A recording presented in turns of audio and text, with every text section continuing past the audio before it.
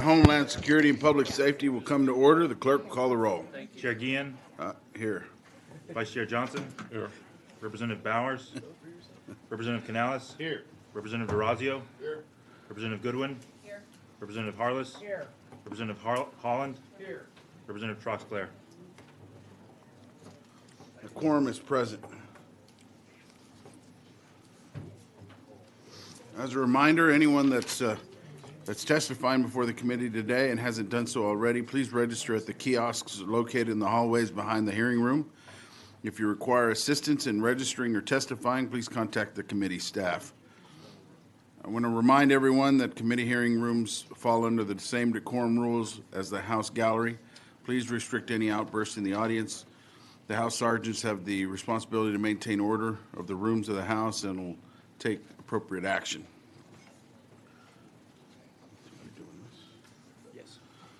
Due to the number of witnesses who we expect to register and to accommodate all who wish to testify, there'll be a time limit of 3 minutes per witness during the public testimony period. Please let the record reflect that Representative Troxclair is present.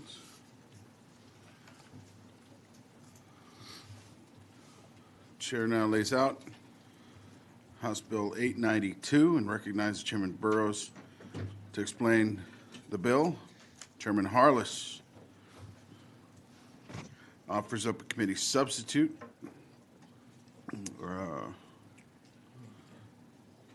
And Chair now recognizes Chairman Burrows to explain the measure. Thank you, Mr. Chairman, members. I will cut to the chase on this bill. We passed this bill in the Texas House last session 131-2. It was a Phil King bill. It could not pass in the Senate, so he went to the Senate, I think, to pass this one, and I agreed to file it for him as he's over there. 892 will create a law enforcement accreditation program that I believe will address many of the concerns that have been raised around this country as it pertains to law enforcement and various practices used when carrying out their duties and responsibilities. The great news is we already have the tools in place to quickly address so many concerns, but the solution is underutilized right now.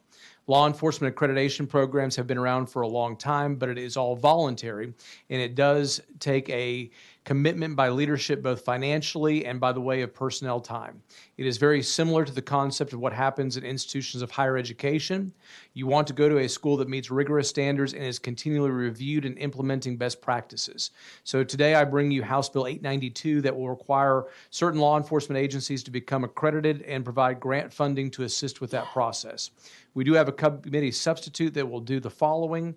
It better defines what the grant funding can be used for, adds on an accreditation program developed by the Sheriff's Association of Texas, clarifies that this applies to agencies that respond to emergency calls for service. It is not applicable to agencies that do just process service.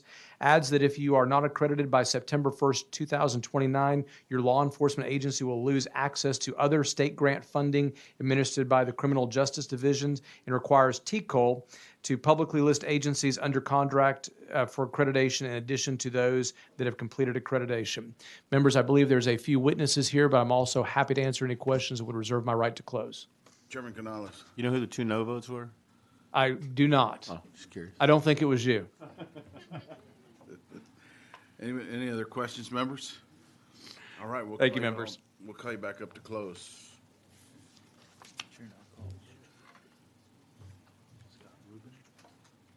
Chair now calls Scott Rubin.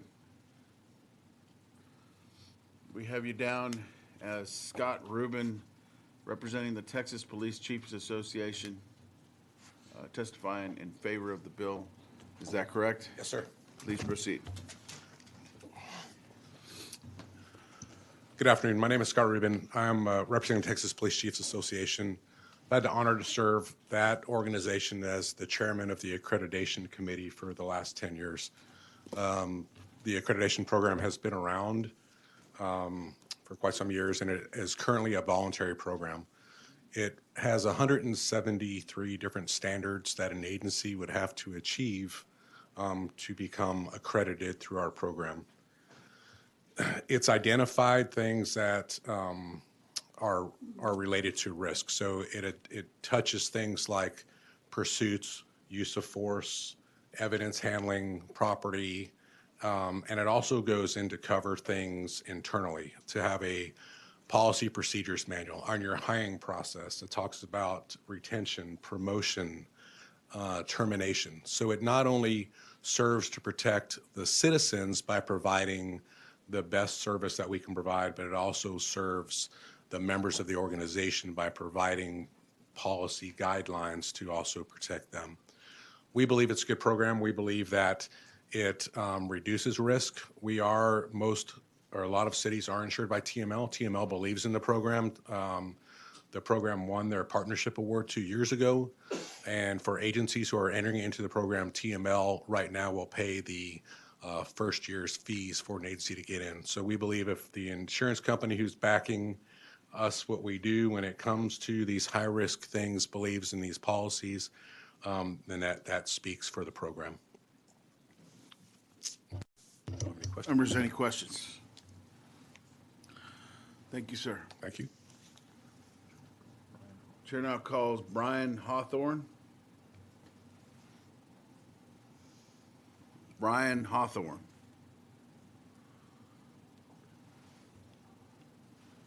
Brian Hawthorne. We show Brian Hawthorne, registered to represent himself and Sheriff's Association of Texas, testifying on the bill, but we're going to put here that he did not testify. All right. Is there anyone else who wishes to testify on, for, or against the committee substitute to House Bill 892? There being none, Chair recognizes Chairman Burrows to close. Members, I will just mention the reason I agreed to carry this bill with Phil King is over the summer as we were investigating Uvalde, I talked to him, being a law enforcement officer, a former that I respected a lot, and asked him, what could we do to try to improve some of these smaller agencies out there and make sure they're actually training and meeting certain standards and aren't just being created and perhaps don't have that. And he convinced me this was at least a tool that we ought to utilize and something he felt he really believed in, and he convinced me of that, and I remain convinced. So with that, I close. Vice Chair Johnson. Hi, Mr. Chair. How does this affect in any way when you have a thinning of qualified applicants that are coming into a particular agency? Does that affect it in any way, the accreditation? Because, these applicants may not meet certain criteria or anything like that. It's the agency, not the officer accreditation. So obviously TCO will still be on the officer, but I think the concern, and I'm going to get the statistics wrong, but we have multiple times the number of law enforcement agencies in the state of Texas than the state of California does. I think it's like 2 or 3 or 4 times the number, and they have 20 million more people. Yeah. And obviously, maybe not every single entity needs to create their own little police force. Right. And so this will at least provide some standards and have some accreditation and try to, make sure we're, getting where we need to on that. Very good. Thank you. Thank you. Members, any other questions?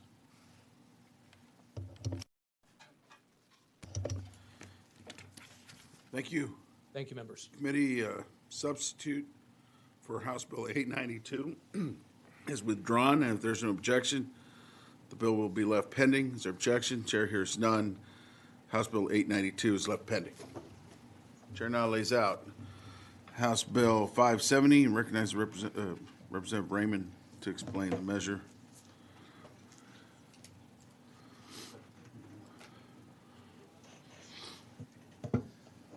Thank you, Chairman and members.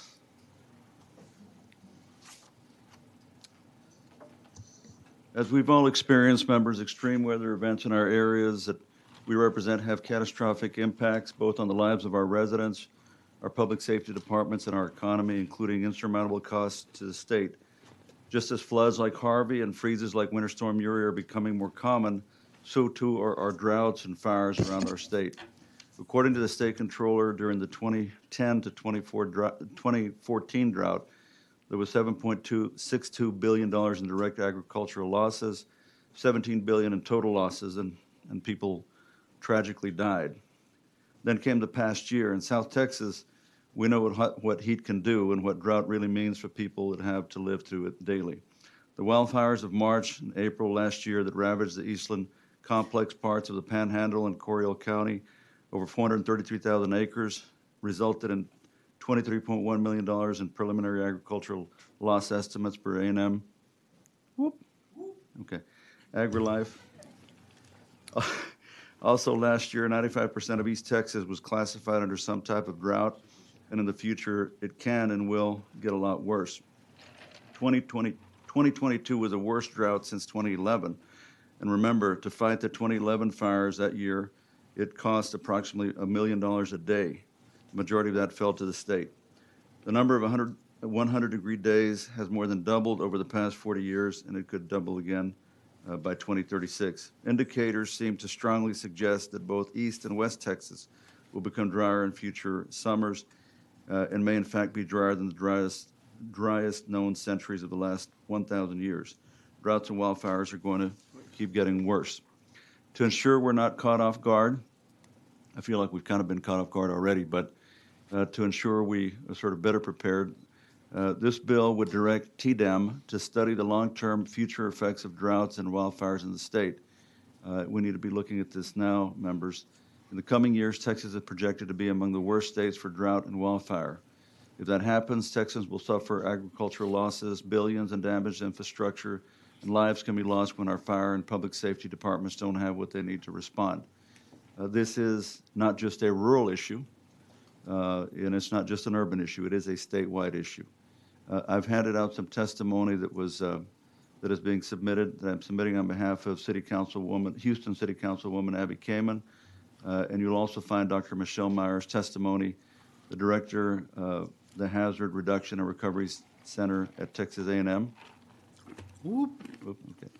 I urge you to read the remarks, members. They're very, very good and I think helpful. Members, emergencies like droughts and wildfires cost lives and livelihoods, and at this point, we're just not ready to deal with what's coming. It's been tough dealing with what's gotten here already. This bill doesn't cost, there's no fiscal note on it, and so TDEM, I think, is best prepared to do an assessment and help us sort of figure out what we need to be doing in the cities and in the rural areas to prepare for what's coming. With that, I will answer any questions that you may have. Members, any questions? All right, we'll call you back up to close. I think we got just one person here. Are they going to testify? Chair now calls Chris Shank.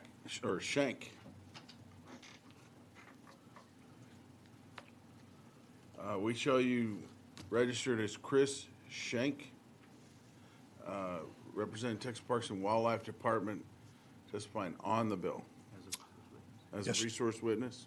Thank you, Mr. Chairman. For the record, my name is Chris Shank, and I'm the State Wildfire Program Leader for Texas Parks and Wildlife Division. I'm here as a resource witness to answer any questions that the committee might have and provide any clarification at this time for the bill. Members, any questions? Thank you, sir. Thank you, Chair. Is there anyone else who wishes to testify on, for, or against House Bill 570? There being none, Chair recognizes Representative Raymond to close. Thank you, Mr. Chairman. Members, I hope you will support this. Chairman, if everyone is in agreement, then I would ask that this bill be sent to local and consent calendars. So with that, I close. Members, unless you got other questions, anybody? Any questions, members? It's going to help everybody. So Thank you. y'all be for it. Okay. Vote aye. Thank you. If there's no objection, House Bill 570 will be left pending. Is there objection? Chair hears none. House Bill 570 is left pending.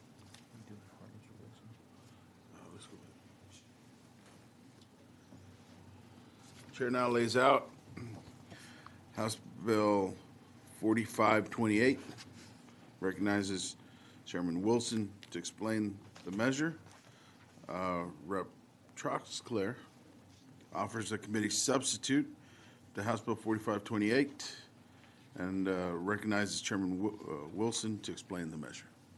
Thank you, Mr. Chairman. Members, good to see everybody today. House Bill 4528 basically passed out of this committee unanimously last session, but famously got caught up in a local consent bill. Wasn't because of this bill, of course. That was the highlight of the local consent. But at the end of the day, this bill removes the requirement for peace officers to take an individual's driver's license upon refusal to take an intoxication test or upon arrest as a means suspending the license. Simply, the good thing about this, or at least to know, is first, the Department of Public Safety already gets notified of the need to suspend driver's license through traditional electronic reporting systems.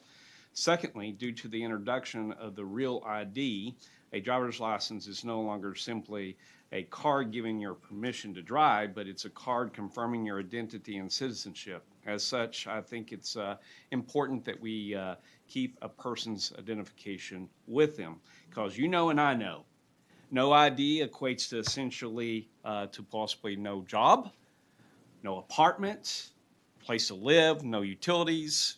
It's a cascading effect. Members, we already have a population of inmates who leave county jail without a source of identification, which we know contributes to higher recidivism rates. While this bill does not solve the root issue, it is a small step forward into that direction. Thank you, Mr. Chairman. And members, I respectfully reserve the right to close. I believe that we do have a resource witness and a witness. Members, any questions? We'll call you back up to close. Thank you.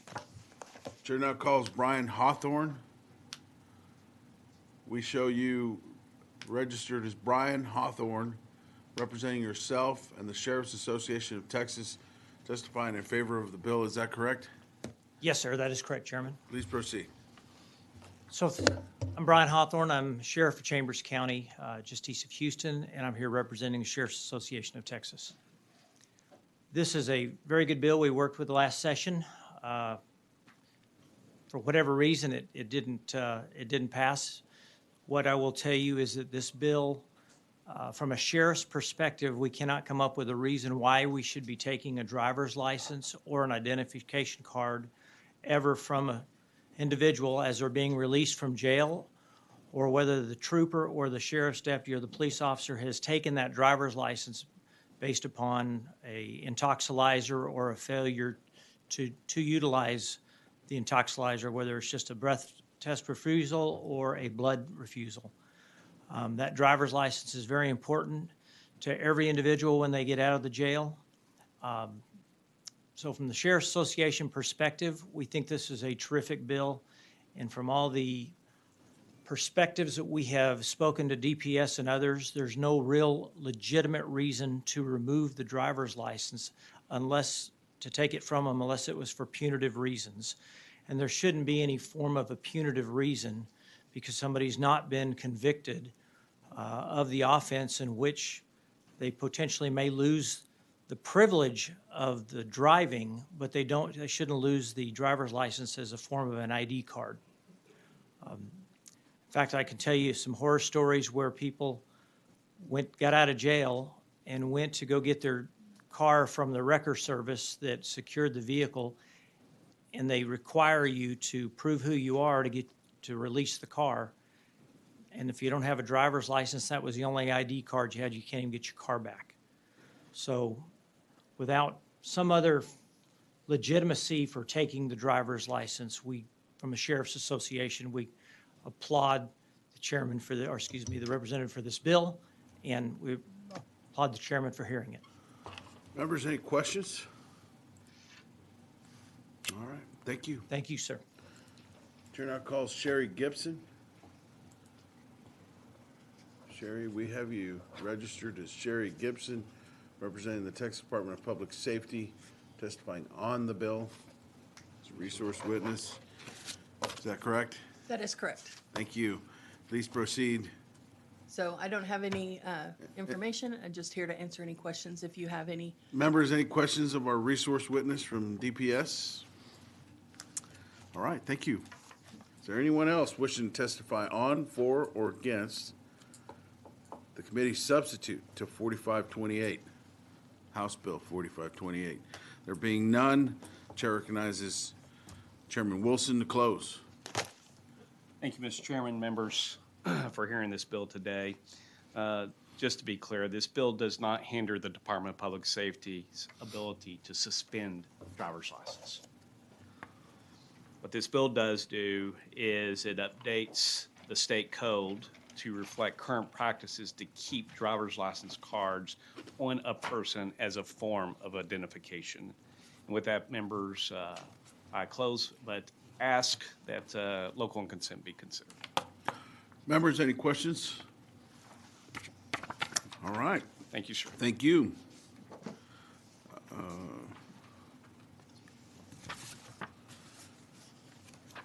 The committee substitute to House Bill 4528 is withdrawn, and if there's no objection, House Bill 4528 will be left pending. Is there objection? Chair hears none, and House Bill 4528 is left pending.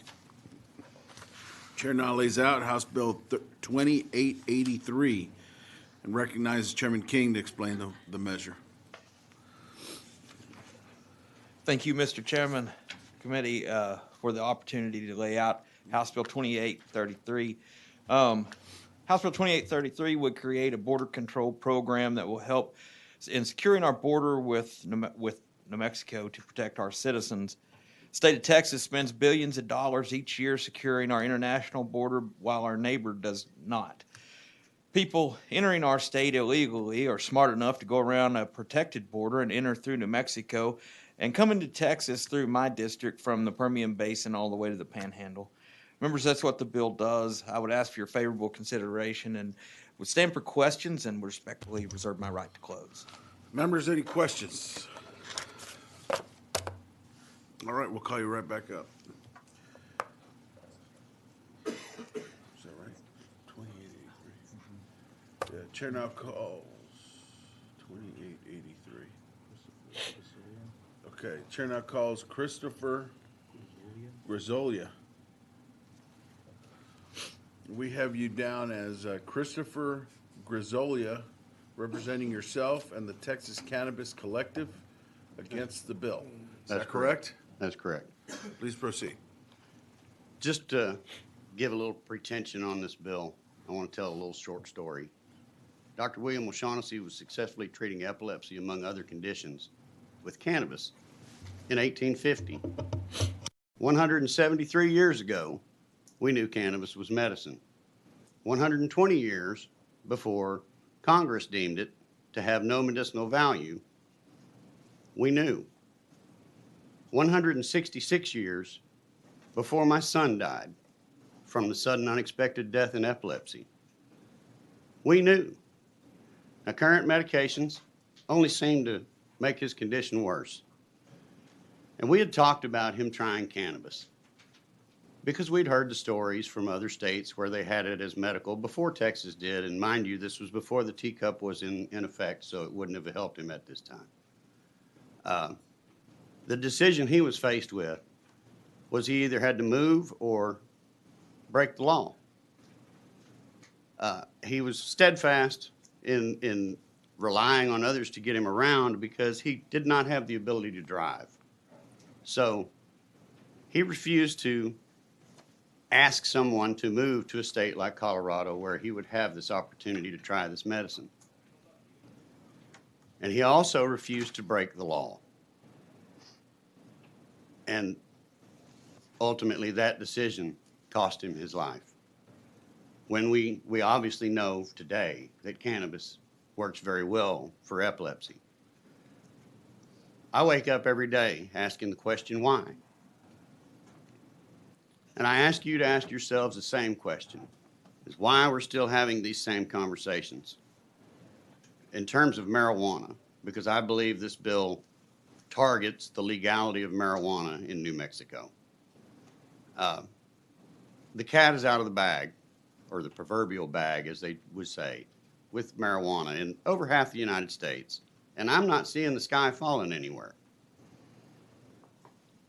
I ask you to end this madness and stop people like me from having to wake up every day asking why. And I thank you for your time. Thank you, sir. Members, are there any questions? Representative Troxler? So just to understand, your opposition to the bill is primarily because you think it's targeted towards people bringing cannabis that's legal in New Mexico into Texas. I believe so, yes. Okay, thank you. Any other questions, members? Thank you, sir. Thank you.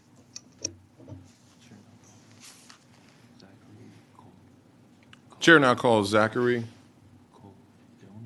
Coladoni. Colodny. I'll wait for you to come. Zachary Kolodny. Colodny. Yes. Thank you, sir. We got you registered as Zachary Colodny, and you are registered representing yourself and against the bill. Yes. Is that correct? Yes. Okay. Please go ahead. Thank you. So I'm coming here today to oppose this legislation.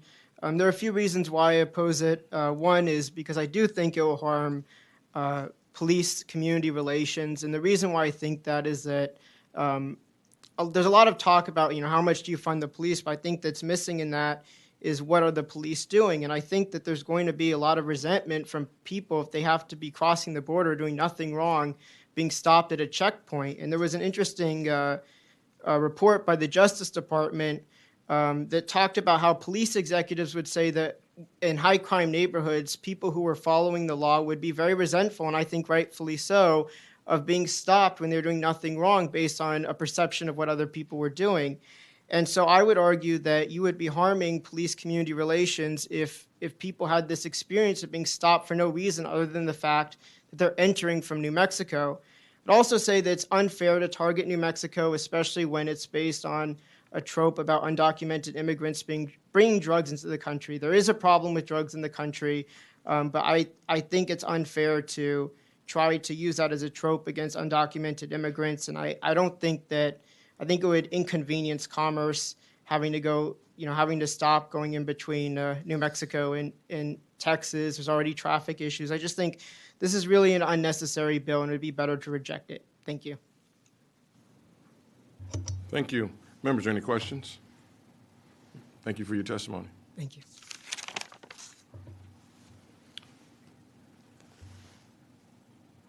Where are we? Okay.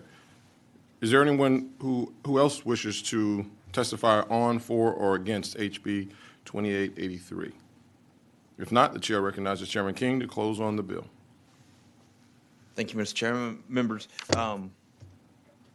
this bill has nothing to do with bringing marijuana in from New Mexico. I had drafted this bill 2 sessions ago because this is a problem with the amount of border security resources rural Texas sends to the border. DPS and our game wardens are an integral part of our law enforcement in these small communities that some of them barely have sheriff's offices, and we lose that security, and consequently, more and more pretty bad people are rolling up through New Mexico and coming into my district. I decided to refile it because one of my counties lost a sheriff's deputy who was murdered by a guy who had been deported 3 times. And he used to cross in Hidalgo. Now he crosses in out of Hobbs, New Mexico. Listen, I no way, shape, or form would say House Bill 2883 solves the problem, but Texas better get serious about securing all of our people. That's the purpose of the bill. Once again, nothing to do with legal marijuana from New Mexico. I close. Thank you, Chairman King. If there are no objections, HB 2883 will be left pending. I'm sorry. Well, you're absolutely correct. I stand corrected. We will rewind. Here we go. So I'll start over. Members, are there any questions? I see some from Representative Goodwin. Thank you. By all means. Thank you, Chairman. Representative, I'm just looking over the fiscal note, and it calls for 561 employees, new employees. That's what DPS said. Now, Seems like a lot. So I'm just trying to wrap my head around the numbers. It's a big border.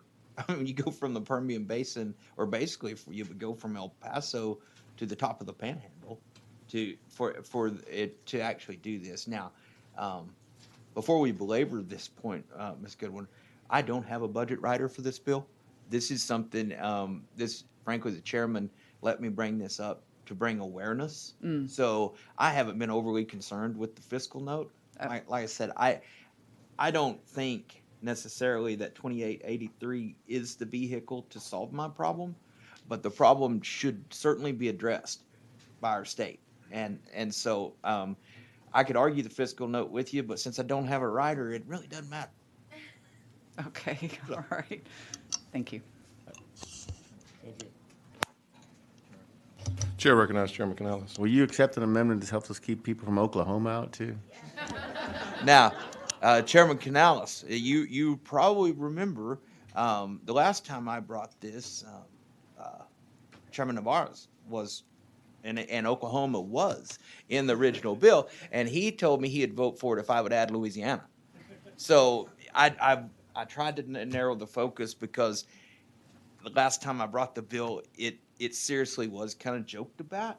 It's certainly not a joke to me and my constituents. I don't think it's a joke. No, I wasn't even joking. I hear you. I will be glad to broaden the bill and work with you on that. Members, any other questions? All right. Thank you all so much for hearing me. Appreciate it. Now, Chair, there's no objections. HB 2883 will be left pending. Chair hears none. Bill and resolution will be left pending.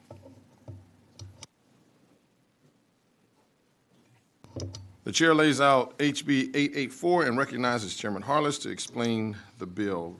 Representative Holland offers a committee substitute, an amendment for HB 884. And now the chair recognizes Chairman Harless to explain the bill. Thank you, Mr. Chairman and members, and thank you for the opportunity to lay out House Bill 884. Under current law, U.S. Border Patrol agents do not have peace officer authority defined in Texas statute.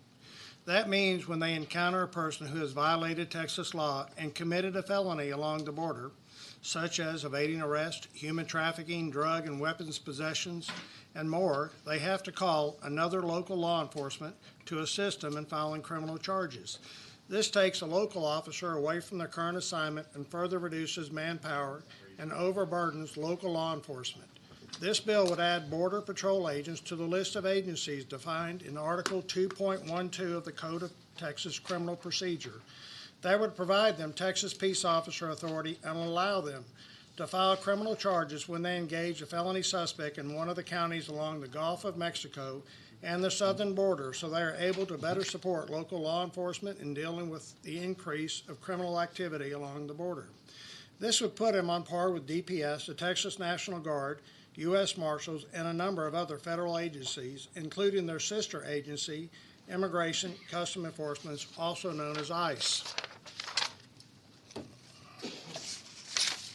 The committee substitute adds restrictions to their peace officer authority by limiting it to counties that border Mexico, the Gulf of Mexico, or are adjacent to one of those counties, and further restricts the use of authority only to felony offenses. The news is full of reports about crime and violence at or near the border, and we should empower those working in partnership with our law enforcement agencies to make these arrests and file the charges. Mr. Chairman, I do believe we have a resource witness, and I'm happy to answer any questions, and I respectfully ask for the opportunity to close. Thank you, Chairman Harless. Members, are there any questions for Chairman Harless? Okay. If there are no further questions, Chairman Harless will be back to close on the bill. The chair now calls Bethany Carson.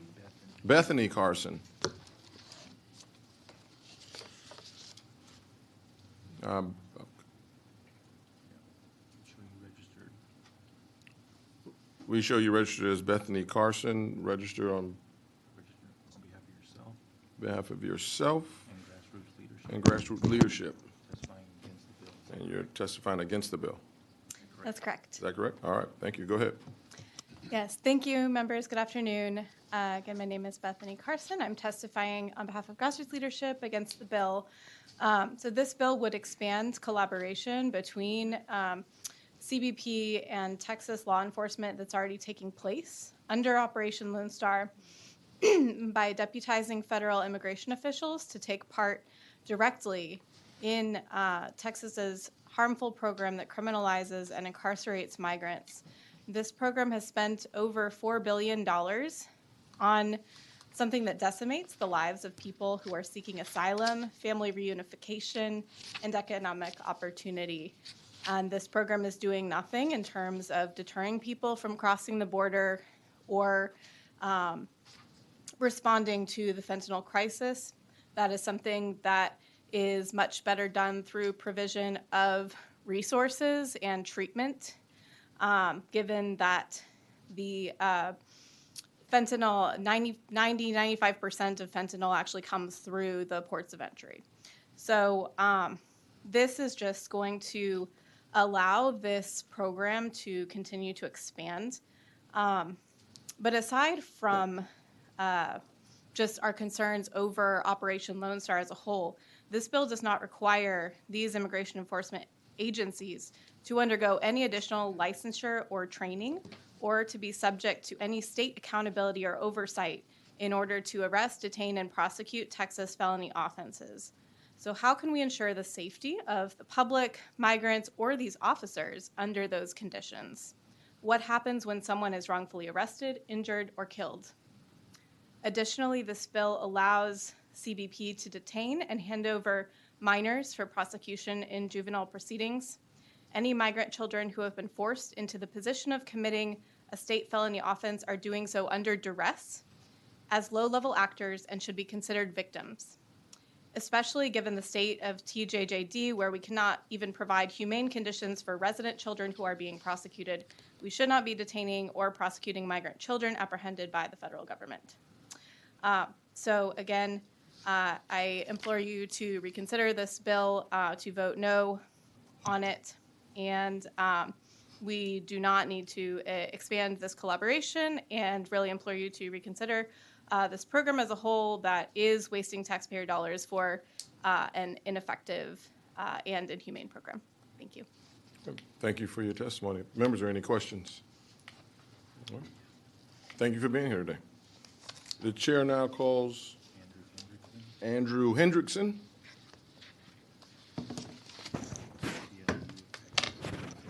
All right. And we see that you're representing ACLU of Texas, and you're against the bill. Yes. And we're registered as Andrew Hendrickson. Yes. All right, very good. You may proceed. Thank you. My name is Andrew Hendrickson. I represent the ACLU of Texas, and I'm testifying against HB 884. I want to highlight two reasons we oppose the bill. First, it could result in Texan civil rights being violated. In a complaint filed with the United States Department of Justice last August, the ACLU of Texas documented numerous incidents of excessive force, unwarranted, invasive, and humiliating personal searches, unjustified and repeated detentions based on misidentification, and the use of coercion to force individuals to surrender their legal rights, citizenship documents, and property by Customs and Border Patrol agents. While it is unacceptable for any person to experience these abuses, by expanding their jurisdiction, HB 884 could subject more Texans to them. Second, the bill would diminish the rights granted to Texans by the Fourth Amendment of the U.S. Constitution and Article 1, Section 9 of the Texas Constitution. These provisions provide protections against unreasonable searches and establish requirements for warrants. The Federal Immigration and Nationality Act, however, grants CBP officers broad powers to engage in warrantless searches within 100 miles of the border. Accordingly, HB 884 would subject more Texans to warrantless searches related to potential violations of state law. Thank you. Members, any questions? All right. Thank you, sir. Chair now calls Stephen Wu. We have you registered as Stephen Wu, representing yourself and Wuri Juntos. That's correct. Testifying against the bill, is that correct? That's correct. Please proceed. Thank you, Chair McGeehan and members of the committee. My name is Stephen Wu. I'm the organizing and policy manager of Wuri Juntos. We are an immigrant rights organization advancing the safety of Asian and all immigrants across Texas, and I'm here to testify against HB 884. This bill continues a dangerous and violent trend of criminalizing immigrants and migrants seeking safety by interweaving federal immigration enforcement with local and state law enforcement, essentially enhancing Operation Lone Star to get us closer to a police state where the lines between our immigration and criminal legal systems disappear completely, and by just being an immigrant or migrant, especially those who are undocumented, low income, and not proficient in English, means potentially a death sentence. By making it more explicit for federal Customs and Border Protection CBP officers to have authority to enforce state criminal laws without limitations or bounds of where within the state they can enforce this, what's to stop one of these agents to, one, go further, to challenge and violate community members' First or Fourth Amendment rights, as we saw in Egbert versus Boole, and two, go past the 100-mile zone they're limited to. Not only have we seen our state enable enforcement behavior that ignores federal law, we have also spent over $4.4 billion of state taxpayer money to make it happen. On the note of cost, we noticed that the fiscal note for HB 884 determined that the state would not incur any significant costs and that agencies have enough resources to implement this policy. While I'm sure that CBP has the requisite equipment and tools to conduct these punitive acts, as evident in the almost 2.8 million enforcement actions in fiscal year 22, and constant use of force incidents, if they are to be enabled to enforce state law, it is not out of the realm of possibility to see agents see this as a green flag to focus more on criminal felony offenses outside the realm of immigration, both at the border and in the interior of Texas. Who would pay for that? Would that not be the states? Would the federal government pick up this tab? If so, it's interesting to see when our state chooses to accept federal subsidies for punishments and we don't for increasing access to health care. I mentioned earlier that HB 884 continues a dangerous trend of committing state violence on our immigrant and migrant communities. What these conversations in the Capitol loses out on are the perspectives of those who are directly impacted. These hearings are during the day, during the week, when most of our community members who are most affected would have to work and take care of their families and are robbed of their voice and power. To our community members, know this: we will continue fighting, no matter how many punitive bills are introduced that they try to erase existence or deny dignity. We will always be here to defend, to uplift your voice, and to one day sooner than later live and move in a Texas where we no longer have to justify our humanity. I urge community members to heed the words of advocates and community members here today and vote no on HB 884. Thank you. Members, any questions? Thank you, sir. Chair now recognizes Nicole Ma. We show you registered as Nicole Ma, representing yourself and Woody Juntos, and testifying against the bill. Is that correct? Yes, sir. Please proceed. Thank you, Mr. Chairman and members. My name is Nicole Ma, and I'm the Organizing and Policy Associate at Woody Juntos, and I'm here to testify against HB 884. Although even within state law, the very definition of CBP responsibility are not considered a peace officer, it seems that there are less and less ways to keep law enforcement and border agents accountable. Evidently, when it comes down to violating one's constitutional rights in federal cases such as Egbert versus Boyle and Bivens versus 6 unknown named agents, where in both cases people have sought money damages against federal agents for violating their protections, specifically their First and Fourth Constitutional Amendment rights, as previously mentioned. It is assumed that our liberties are protected, as the ACLU says, even in border region, but the court's decision will make it more difficult to hold federal agents accountable when they violate these rights. And evidently in these two cases, the court has narrowed the options available to seek justice for border agent frequent violations of constitutional protections in the border region. My concern is that by expanding more autonomy to border agents, how are we to ensure that people's agency are protected and those who violate their safety are held accountable? Given that within Operation Lone Star itself, again, we have seen investments of over $4 billion made to separate children from families, making racial profiling arrests in border communities and impacting BIPOC communities, locking people up in harsh conditions for unreasonably long periods of time, persecuting asylum seekers, and intentionally fueling the mass incarceration of people of color. How are we to trust that these enforcement agencies, when expanding their jurisdiction, will not continue to violate people's safety at and within the border, within the current injustices happening there now caused by reinforcement themselves? Under this bill, we are putting these people's resources and money into means of punishment that results in more opportunities to put people at danger by expanding the opportunity and scope of punishment. We, the people, should not bear or encourage such high costs on violent reinforcement. I strongly urge against HB 884. Thank you. Members, any questions? Thank you. Thank you. Chair now calls Sybil.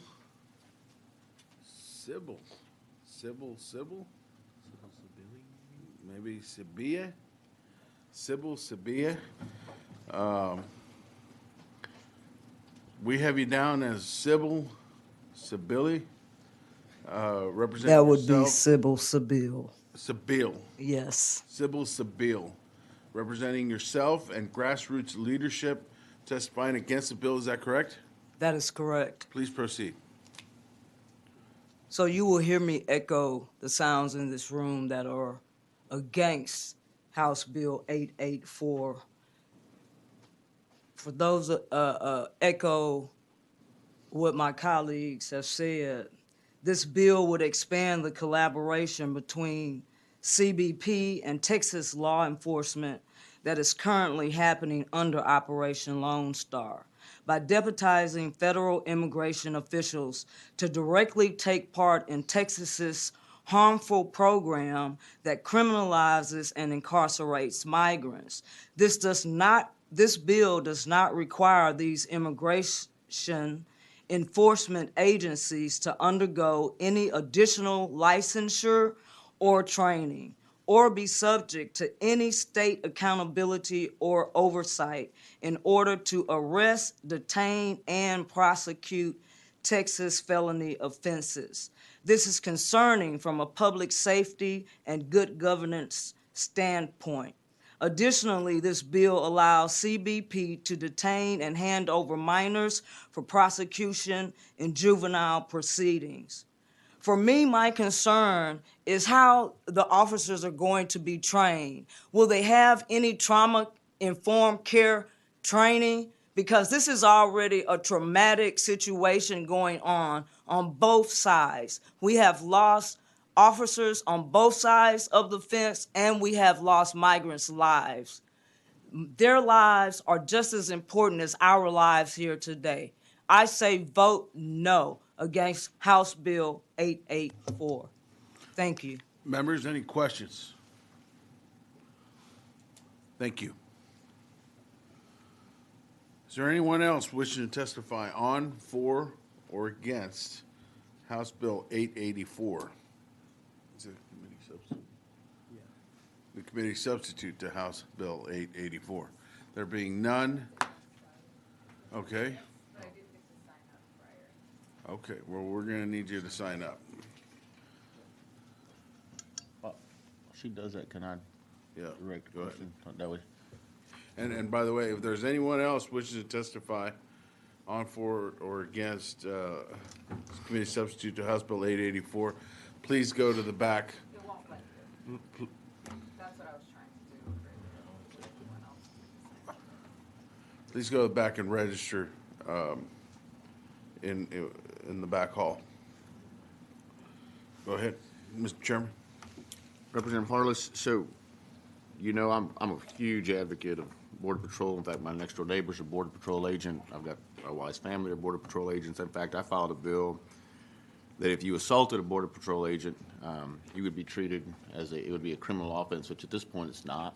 And so, my comments on your bill are more so, and you may not be able to answer them online, but I'd like to raise them because I think they're important. Is I don't know how this functions in the sense that right now as it functions, if you are a Border Patrol agent and you encounter somebody that is here undocumented and or in the commission of a felony, they detain you and you are detained until a state, either law enforcement comes and has the arrest powers. And then you're transported by that person, whether it be a deputy, whether it be a municipal police officer, whether it be a state trooper. You're then transported to the county jail where you're processed. This would mean you now have Border Patrol agents that are doing that transporting process to the county jail. And so my question is, one, I've never heard of them even having permission to do that from their superiors, that they're able to leave their post to start transporting people.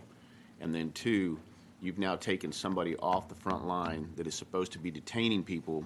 You've taken them off the front line from their actual post, and now they're part of this crazy arrest process where they're going to be at my sheriff's department for 5, 6 hours with one person or two people. And so from a functional standpoint, sometimes, and I think the bill's got a great purpose, I think, but when you live somewhere like I do and you see how it works, I think there's an unintended consequence that although this bill is well-intentioned and I see what you're trying to do, I think that in practical purposes, it may not work. And so I'd like to talk to you offline about the practical way this thing unfolds. Because if you have the arrest power and you're arresting them and you're taking them down there, then you're booking them. And now you're also a witness in state court. And so now, instead of the local law enforcement or whoever that sheriff is testifying in state court as to the crime that they've alleged is committed, you've now not only taken that Border Patrol agent off the front line, you've now taken him off his duty when he's got to go testify in court. Oftentimes, somebody who practices defense law, those cases get removed and moved and moved, and so that Border Patrol agent would have to show up over and over and over again. And I just think that I know what you're trying to do. In fact, I think it sounds like a great idea, but for somebody who sees it from the front line, I don't know how this thing would work. Well, I appreciate your question. And I will tell you, there's been some comments about illegal immigrants. This is not. This is arresting felons. So far to date, in Texas, we've seized 25,000 pounds of marijuana. We've seized 84,000 doses of fentanyl. And that is the one issue that we're trying to work through, is not the arresting and charging, but what happens when that officer has to come back, or that Border Patrol agent has to come back and testify at a criminal trial because you are taking them off that. So we are working on that, and that was the one big point of contention we had with this. But arresting authority for felons, even hospital police are allowed to do that. There's a wide range. I have them all here. School police officers are. Municipal park rangers are. I don't disagree with your intention. And so all I'm saying is, to me, it's a bigger waste of time when they detain somebody with committing a felony, not an illegal immigrant or somebody trying to get in this country illegally. That's not what this bill has to do. It's about felons. And I don't disagree. In fact, so to me, it's a bigger waste of time if that border agent has to sit there and wait for a law enforcement officer to come and file those charges against that individual. That guy's still waiting there, detaining that individual, while we wait for a law enforcement officer to come up there and file those charges. And that's all we're trying to do, is bypass that one section. By no means am I. We're happy to work with you, Chairman Canales. I understand that. And the reason I raise it, Chairman, is because I see it and I live it. And not only do I live it professionally, because that's what I'm an attorney for a living, and I see the process and how it unfolds. And I actually, barbecue with these guys and have a beer with these guys. And I don't know how this would, and I think it's worth you and I having a conversation about how this thing unfolds. So the only point that we haven't quite nailed down, and I think we have a resource witness here that will maybe help us through it. We've been working on this since the summertime. Okay. It's not about charging them. That's not an issue. It's not about the crime. Those who testified about it being an immigration issue, it's not an immigration issue. But it's about what happens if that Border Patrol agent gets transferred to a different border, and getting them back here when the criminal case finally goes to trial. That's the issue. So that's exact. And so I'm going to dovetail or piggyback on that exact argument. So right now, Operation Lone Star, as it happens, has people from Tyler, Texas, or troopers from all over the state. Right. And I will tell you, as somebody who does criminal defense, it's the easiest thing in the world for somebody's charges to get dropped when that trooper or that officer's not there, and that is a 50-50 chance in South Texas, because that officer's not going to be there. And so again, if we implement something like this, then you've got a Border Patrol who may not be there, and so you may be exacerbating the problem and letting people go, because if you bring a local law enforcement to come make the arrest, that guy's there, and that guy's in. So Well, I'm we not did- against your proposition. I understand it. Just wanted to raise some issues that I see with it. Well, we do have a resource witness too, and Chair now calls Rebecca Sanchez. We have you down as Rebecca Sanchez representing yourself against the bill. Is that correct? Yes. Please proceed. Hi, Rebecca Sanchez. I do live in Austin, Texas now, but I'm born and raised in Kaufman, Texas, in the county of Kaufman. So I know small town living. My entire family still lives there. This is an immigration bill. All of these bills that you hear in this room are immigration bills, even if you don't label it as such. This intense collaboration, this entanglement, what you should be worried about is, as other people have said, is the oversight. What is going to happen when things go wrong? What is going to happen? Are you all going to come to that space? And like, are you going to come there? Because what I've seen here in the past only 30 minutes that I've been is everyone on their phones, on their computer, completely distracted. And that's what I see is just this power grab to give to another entity while you all just stay back and act like you have your hands are clean of all of it. So that's all I want to say for this moment and in this time. Members, any questions? Thank you. Is there anyone else wishing to testify? Oh, yes. Chair now calls Matt Hicks. We've got you down as Matt Hicks, Texas Department of Public Safety, testifying on the bill. It's a resource witness. Is that correct? Yes, sir, that's correct. I'm Matt Hicks with the Texas Department of Public Safety, Assistant Chief over Criminal Investigations Division. From the department's perspective, we see this as a force multiplier and also as another tool in the toolbox to combat crime along the Texas border and to provide our partners with more tools to effectively address the crimes that are occurring with the transnational gangs, cartels, other organized crime members, to assist at times when law enforcement responses are delayed. A prime example of where this would be helpful, when we discuss whether or not Border Patrol is, or what kind of cases Border Patrol will be doing, there are times when Border Patrol is absolutely addressing the fentanyl crisis in the state of Texas, and there are times when they do come across fentanyl, but for various technical reasons, some ASUAs have refused to prosecute their cases, and they've had to wait until DPS can arrive to assume that case. Specifically speaking, we recently had a case that involved 11 kilos of fentanyl, which is 5.5 million lethal doses, that the ASUA refused to prosecute, but they were able to successfully get it filed with the BPU in order to seek prosecution on that. And that's just one example where Border Patrol would have already been doing the work to file that case federally. And they could have gone ahead and assumed that case at a state level without pulling additional state resources off the line to complete what they were doing. In addition, there's numerous times where it would be very convenient as far as filing a case for the Border Patrol agent to be able to provide firsthand knowledge and firsthand testimony when it comes to affidavits and other instruments such as that in the legal process. So from a department's perspective, we see this as just another toolbox for law enforcement, another tool in the toolbox for law enforcement. Chairman Harless. so how would you counter the argument about what happens when they do make an arrest and the case goes to trial and the border agent has to come and act as a witness in the case? So I think the analogy is, Sorry, my mic wasn't on. I thought I hit it. I'm sorry. So how would you counter the argument that when there is an arrest made and it finally goes to trial and the border agent has to show up and testify, making him available?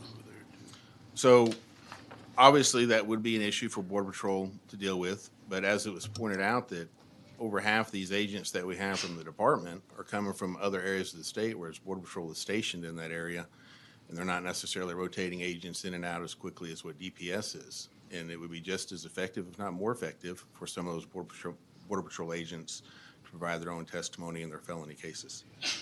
Thank you.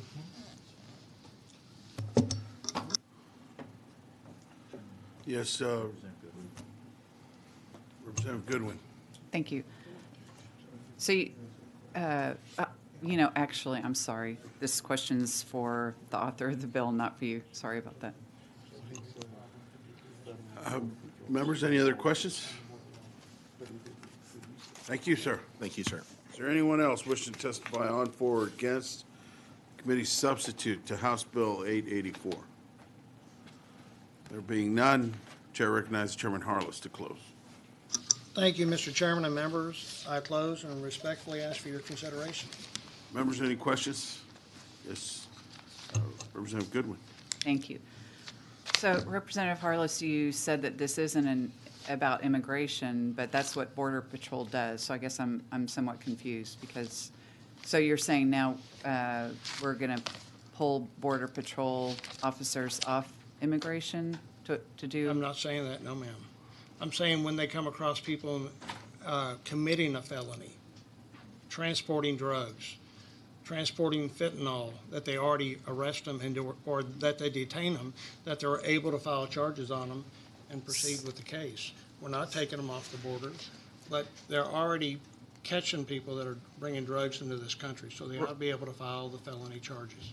Okay, so the practice right now is if someone crossing the border has fentanyl on them, what happens? Currently, they detain them, and they have to wait on a local law enforcement agency to get there to file the criminal charges. And all we're trying to do is bypass that, give them the same code of law enforcement that even a park ranger has, that they're able to file the criminal charges, the felony charges on them.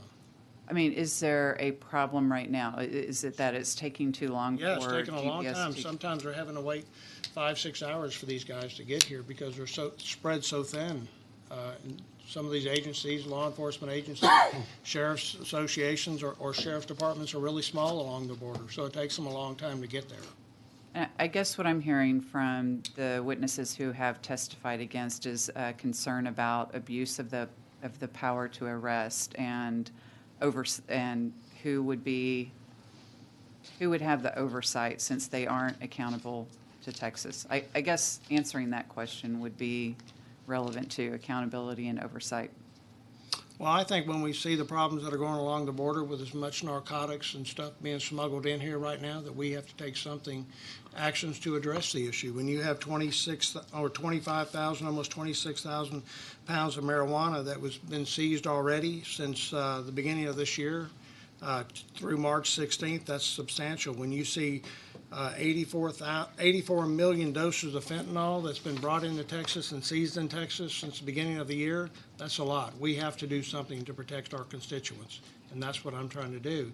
And it doesn't make sense for me, for a border agent who detains somebody that has to wait 5-6 hours for a sheriff's deputy to come over there and file charges. When we already give these Article 2.12 of the Texas Code of Criminal Procedures, we give it to so many different law enforcement agencies. Why doesn't the Border Patrol agents have it?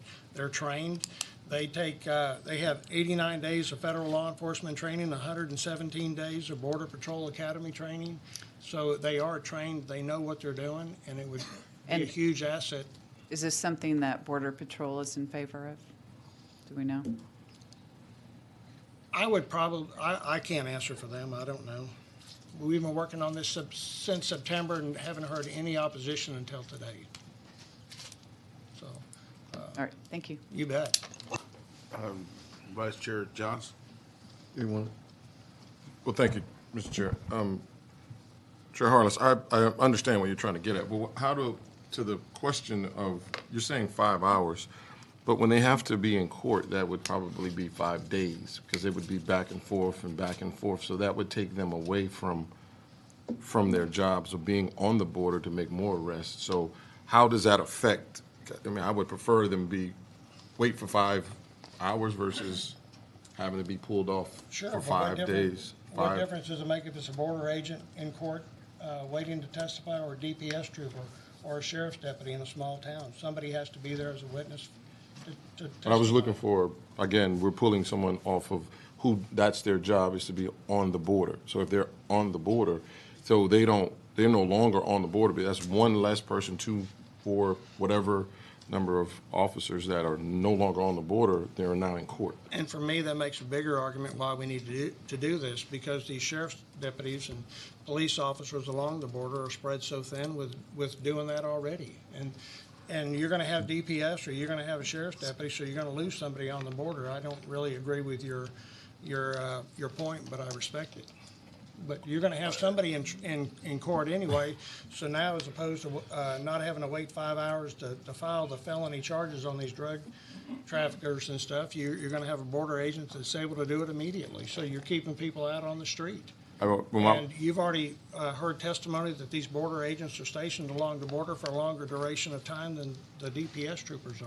Oh, I'm sorry, but I wasn't making a point. I was asking a question. So I wasn't trying to back in a corner to say, well, this is what's going to happen. I was asking a particular question of, will this officer be pulled off versus being in court? So I wasn't making a point. I was asking a question. And certainly, yes, he will be pulled off, but you're going to have one pulled off regardless of who it is, if it's a sheriff's deputy, a police officer, a DPS trooper, or a border agent. Somebody has to be there in court as a witness. Chairman Canales. Just a final comment, and I'll talk to you offline about it, Representative Harless, is the difference is that I see is the particular job of this person is to be on the border. That is not the particular job of a DPS or a local law enforcement. That is not their job. And so you are pulling someone directly off the front line that has actually got the border in their sight. And so to Representative Jarvis's point that I was making earlier was, I see it because I practice it, I see it. The court will move a hearing, and I will watch an officer, a local officer, sit there 4 or 5 hours sometimes and leave because the case just got continued, or for whatever reason. The prosecution is not ready, the defense is not ready. And so the officer that you are pulling off is somebody who would generally be on the streets patrolling, not someone on the river. And so I understand what you're doing. From a practical standpoint, and like I said, I'll talk to you offline, I think that it has an unintended consequence. It actually defeats what you're trying to do, but I guess I'll work with you. Thank you, Chairman. Members, any other questions? All right. I closed. Closed, so committee substitute, the House Bill 884 is withdrawn, and if there's no objection, the HB 884 will be left pending. Is there objection? Chair hears none. House Bill 884 is left pending. Chair now lays out House Bill 278 and recognizes Representative Cortez to Dr. Representative Cortez to explain the measure. Chairman Guillen, a member of the Bexar County Area Delegation, thank you for this opportunity to lay out this bill in front of this very good-looking committee that I can see here. Very attractive committee you have here, Chairman. Thank you for noticing. Yes, sir. Yes.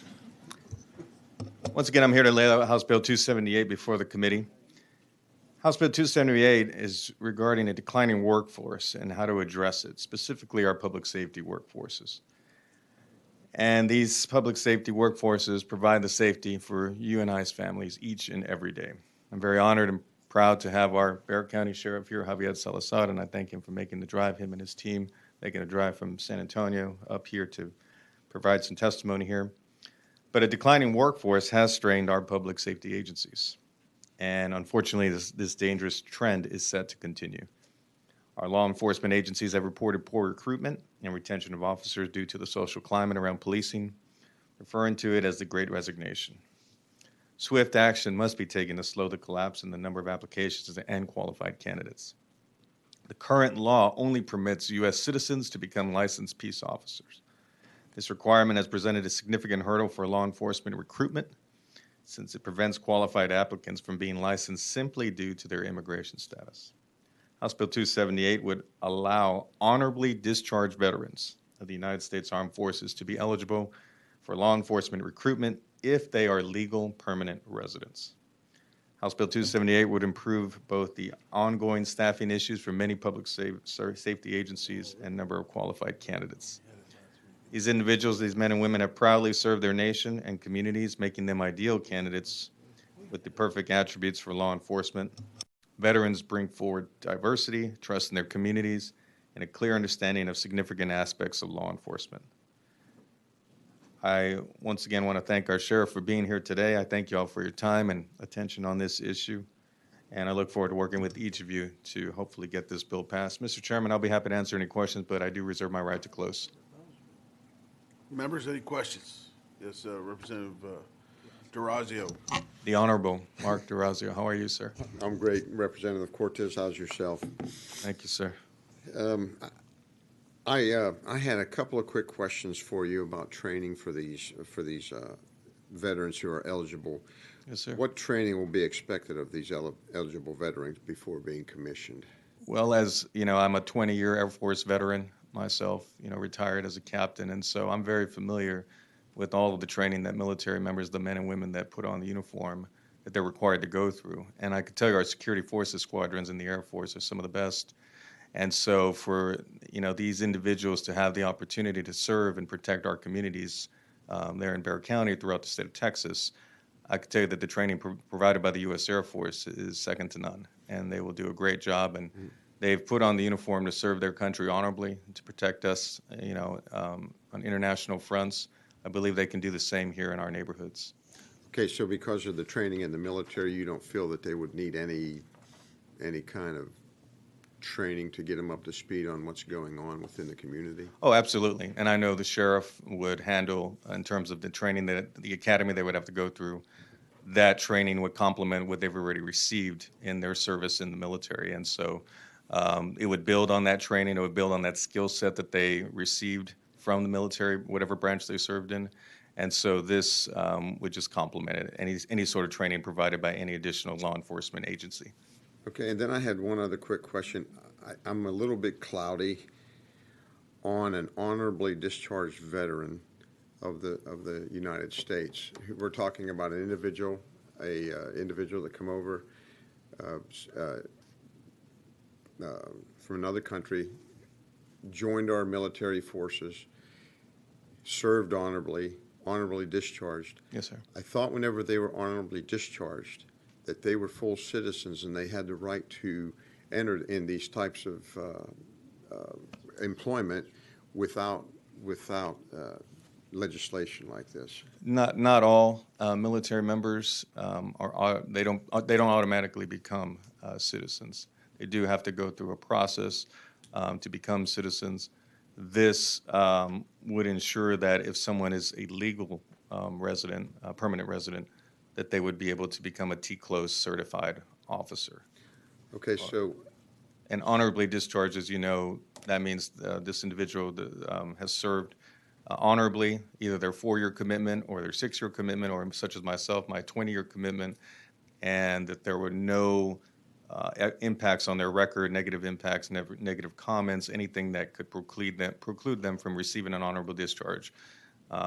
Anything else than that, they would be a dishonorably discharged, and that would stay on their permanent record. So, honorably discharged. Honorably. Okay, let me say it back to you the way I understood it. Yes, sir. So any individual who leaves their country of origin with the intent of becoming a U.S. citizen, joins our military, serves honorably for 2 to 4 years or whatever that requirement is, that does not necessarily allow them full citizenship, even though that was in his intent upon entering the military service. Correct. They still have to go through the citizenship process. Can they go through the citizenship process while they are serving in the military? Yes. They can. Okay. Yes, sir. Thank you very much. Thank you, Honorable Mark DeRazio. Members, any other questions? All right, we'll call you back up. I reserve my right to close, Mr. Chairman. Thank you, sir. Sure. Chair now calls Javier Salazar. We have you down as Javier Salazar, representing yourself and the Bexar County Sheriff's Office, testifying in favor of the bill. Is that correct? Yes, sir, it is. Please proceed. Mr. Chairman, thank you so much. Members of the committee, thank you so much for hosting me today. I'm Sheriff Javier Salazar from the Bexar County Sheriff's Office in San Antonio, Texas. I'm also speaking with the full support of the Urban County Sheriff's Committee, a subcommittee of the Sheriff's Association of Texas, basically the top 12 sheriff's offices in the state of Texas by population. A very good bipartisan group of sheriffs from the state of Texas, including myself. This is addressing a problem, and you all may recall I was here a few weeks ago testifying on a very similar bill. In essence, hoping to create a new demographic available to us. At the Bexar County Sheriff's Office, we are like every other major law enforcement agency in the state, certainly a good portion of those in the country, experiencing manpower issues. And so what you can do when you experience manpower issues to the extent that we all are right now is you can either cast a wider net with regard to seeking new applicants, which we've done. You can find new ways of lowering things like lowering your age for minimum age, which we've done. We lowered our age to 18. You can lower hiring standards, which I absolutely refuse to do, or you can try to find new ways to open it up to new demographics. And certainly, having seen previous legislation similar to this, only not as wide open to all three of the licenses offered by TCOL, certainly in the Sheriff's Office, we employ all three, and we're experiencing shortages in all three, namely peace officer, jailer, and telecommunicator. And so we're hoping that opening this up to a new demographic of folks that by all accounts have been vetted at least twice to reach the point in their life and in their career where they are finding themselves as legal permanent residents, being discharged honorably from the military. We find that makes them the perfect demographic to pursue. With that being said, to answer Representative D'Orazio's question, these folks would still absolutely have to qualify on their own for employment. They would have to apply, and they would have to go through a full academy process. This would not be just grandfathering them in and granting them the license automatically. They'd still have to go through a pretty rigorous process. You mentioned that you were also representing some other group, and we need to clarify that. Yes, sir. So we have you down as representing yourself and the Bexar County Sheriff's Office. Yes, sir. You mentioned this other group. Do you want to add that to who you're representing on the record? We certainly could. We failed to enter it on the kiosk. Can you tell me what the group Urban County Sheriff's Committee of the Sheriff's Association of Texas. I was reminded by Tarrant County Sheriff Bill Wayburn that I am indeed speaking on behalf of them as well. Urban Sheriff's Committee. Urban County Sheriff's Committee, Sheriff's Association of Texas. Sheriff's Committee of the Sheriff's Association of Texas. Okay, we're going to add, with your permission, we're adding that Absolutely. to the record. Yes, sir. Clarifying that that's who you're representing. Absolutely. All right. Any other questions of the sheriff? Yes, Representative Goodwin. Thank you, Chairman.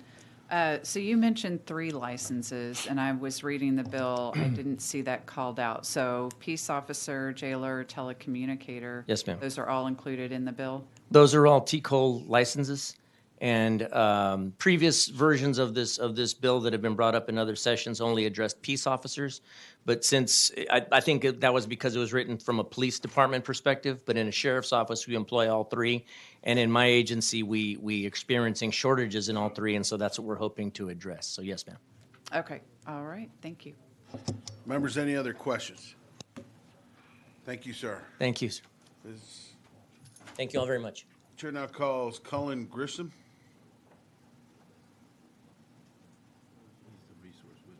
All right. We got you down as Cullen Grissom, representing the Texas Commission on Law Enforcement, testifying on the bill as a resource witness. Please. Yes, proceed. Chairman. I can confirm what the sheriff just said, that anybody. Everything was true? Sir? No, I'm just kidding. This bill only changes the citizenship status. It expands it to include this group of people. All of the other requirements to be a peace officer in the state of Texas remain the same. The training would be required, all the other criminal history requirements, mental health, physical exams, all of those remain the same. Members, any other questions? Thank you, sir. Is there anyone else wishing to testify on, for, or against House Bill 278? There being none, Chair recognizes Dr. Representative Cortez to close. Honorable Chairman Guillen, member of our Bear County area delegation. Thank you all for your time. I'd be happy to answer any additional questions, visit offline, but I do respectfully ask for your support for this bill. And with that, Mr. Chairman, I do close. Any questions, members? All right, thank you. God bless y'all. There's no objection. House Bill 278 will be left pending. Is there objection? Chair hears none. House Bill 278 is left pending. Chair now lays out House Bill 2838 and recognizes Chairman Burns to explain the measure.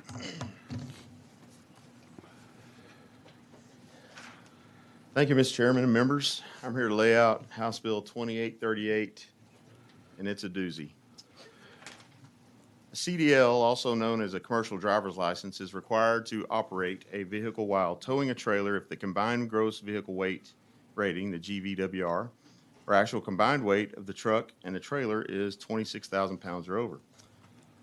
As you know, it's very common for farmers and ranchers to use dual rear-wheel pickup trucks, otherwise known as dualies, to transport their own hay, crops, and livestock, or for hire for others in their community or around the state. What we found is that those folks could unknowingly and unintentionally fall out of compliance with current CDL requirements while operating these vehicles with a trailer. Increases in the towing capacity and gross vehicle weight ratings of dually trucks have been made since the adoption of CDL requirements, making the current limit of 26,000 pounds outdated and easy to surpass unknowingly. Now, let me give you an example. So if you have a 2003 dually, its GVWR is likely around 8,000 pounds, all right? Typical flatbed gooseneck is rated around 7,000 pounds. Round bale weighs about 1,000 pounds. So if you stack 10 bales on a flatbed, you've got, plus your truck and everything, you're about 25,000 pounds. You're under the CDL requirement, under the 26,000. Now, if you go about a 2022 dually, maybe the same make and model, you know, same whatever, 1-ton dually, just a newer one, well, that GVWR on that vehicle is probably around 10 to 12,000. So if you use that same trailer you were using, you load those same hay bales, and you use this truck, which is just a newer vehicle, newer version of the same truck, you're now out of compliance and you need a CDL. But most people don't know that. My father-in-law doesn't know that. I didn't know that. But that's the case. So what this bill does is, and we spent, you know, we had three separate meetings with DPS, and we thought we had worked out an effective solution that wouldn't have unintended federal implications in this bill, which resolves the issue by exempting vehicles that have a gross vehicle weighting rate, gross combination of 48,000 pounds or less, and vehicles that are operated within 150 miles of the vehicle's primary storage location. And those exempted vehicles could not have air brakes. You couldn't transport more than 16 passengers, so you're not talking about buses. And you couldn't transport hazardous materials. Unfortunately, I learned earlier today that the bill is still in violation of federal CDL requirements. And you might notice the $200 million fiscal note on this needed change. I have asked DPS to inquire with federal CDL folks about requesting an exemption or a waiver or something to fix this specific problem for these specific folks. So there's the problem, and I'm happy to answer any questions. Members, any questions? Yes, Chairman Canales. So your examples actually underestimates the problem. You have the new truck and you've just attached the utility trailer. You're guilty of a Class A misdemeanor, which is worse than a DWI. And so it is absolutely absurd. So I don't know what the workaround is, but I can tell you that this is a real problem. People will go into a dealership, they buy a brand new truck, they attach a small utility trailer, and now you need a CDL, and you've committed a Class A misdemeanor that could be on your record for life, and you're not even towing anything just because you have the capacity. And so I think one of the things that needs to be looked at is dealers need to advise people from the offset. You need to sign off, and the dealer needs to tell you that if you put anything on this truck, you could be going to jail. I see this all the time. So it is thank you for bringing the bill. I don't know if it's the solution, but it is crazy. Thank you, Mr. Chairman. Any other questions, members? All right, we'll call you back up. We've got a couple of resource witnesses here. Chair calls Donnie Dipple.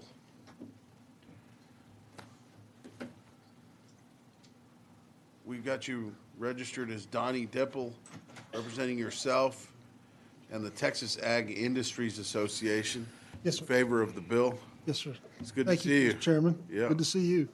And thank you for bringing this bill forth. I was not aware that Representative Burns ran into some problems on the bill, but we've been working on this bill, trying to get this through.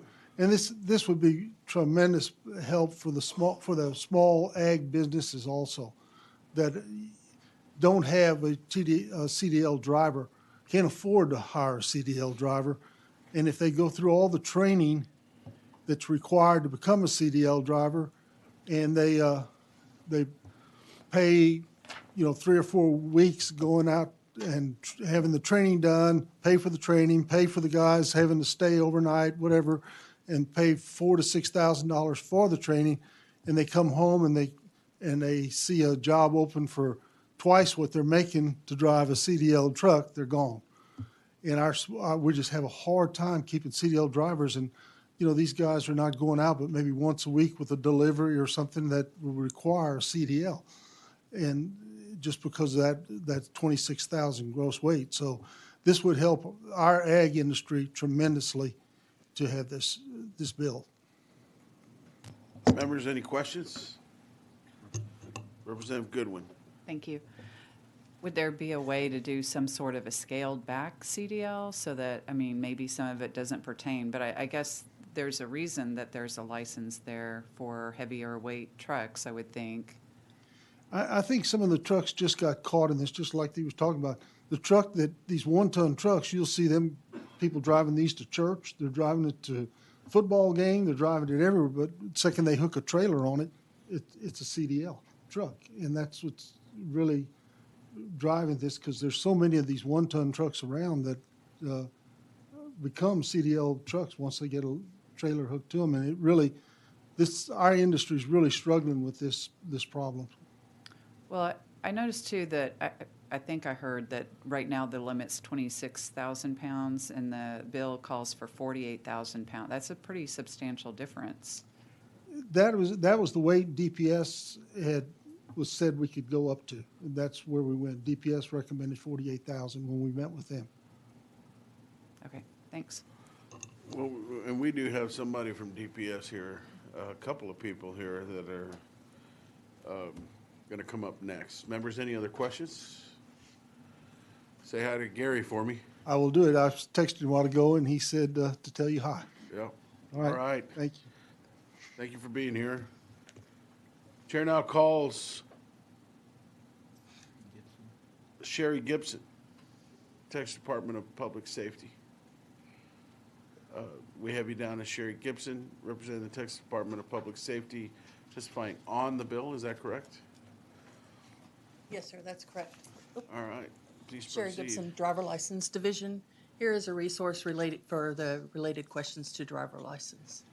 Okay. Well, Representative Goodwin? Well, we shouldn't let a witness go to waste, right? So can you tell us what is involved? I guess the last witness said that it's $4,000 for a CDL and several days. So there is a requirement now for entry-level driver training, and it depends on the company that's offering the training. It can vary. There is core subjects and issues that they have to address during the training, but there's not a specific time. On average, it's 3 to 4 weeks. There is a cost to that. That is not regulated by the state. The entry-level driver training register through FMCSA. So once they go through that training, then they're eligible to obtain their CDL. And so I guess the thought behind a CDL is that driving that large of a truck requires extra education. Has there been any talk about a different level of CDL for a farm truck driver? There are certain exemptions, but most of them are the lesser weights. There's not been any a great discussion about changing the weights of the trailers and things like that at this point. That is something that is at the federal level and the federal requirements. And that's set out by the federal government.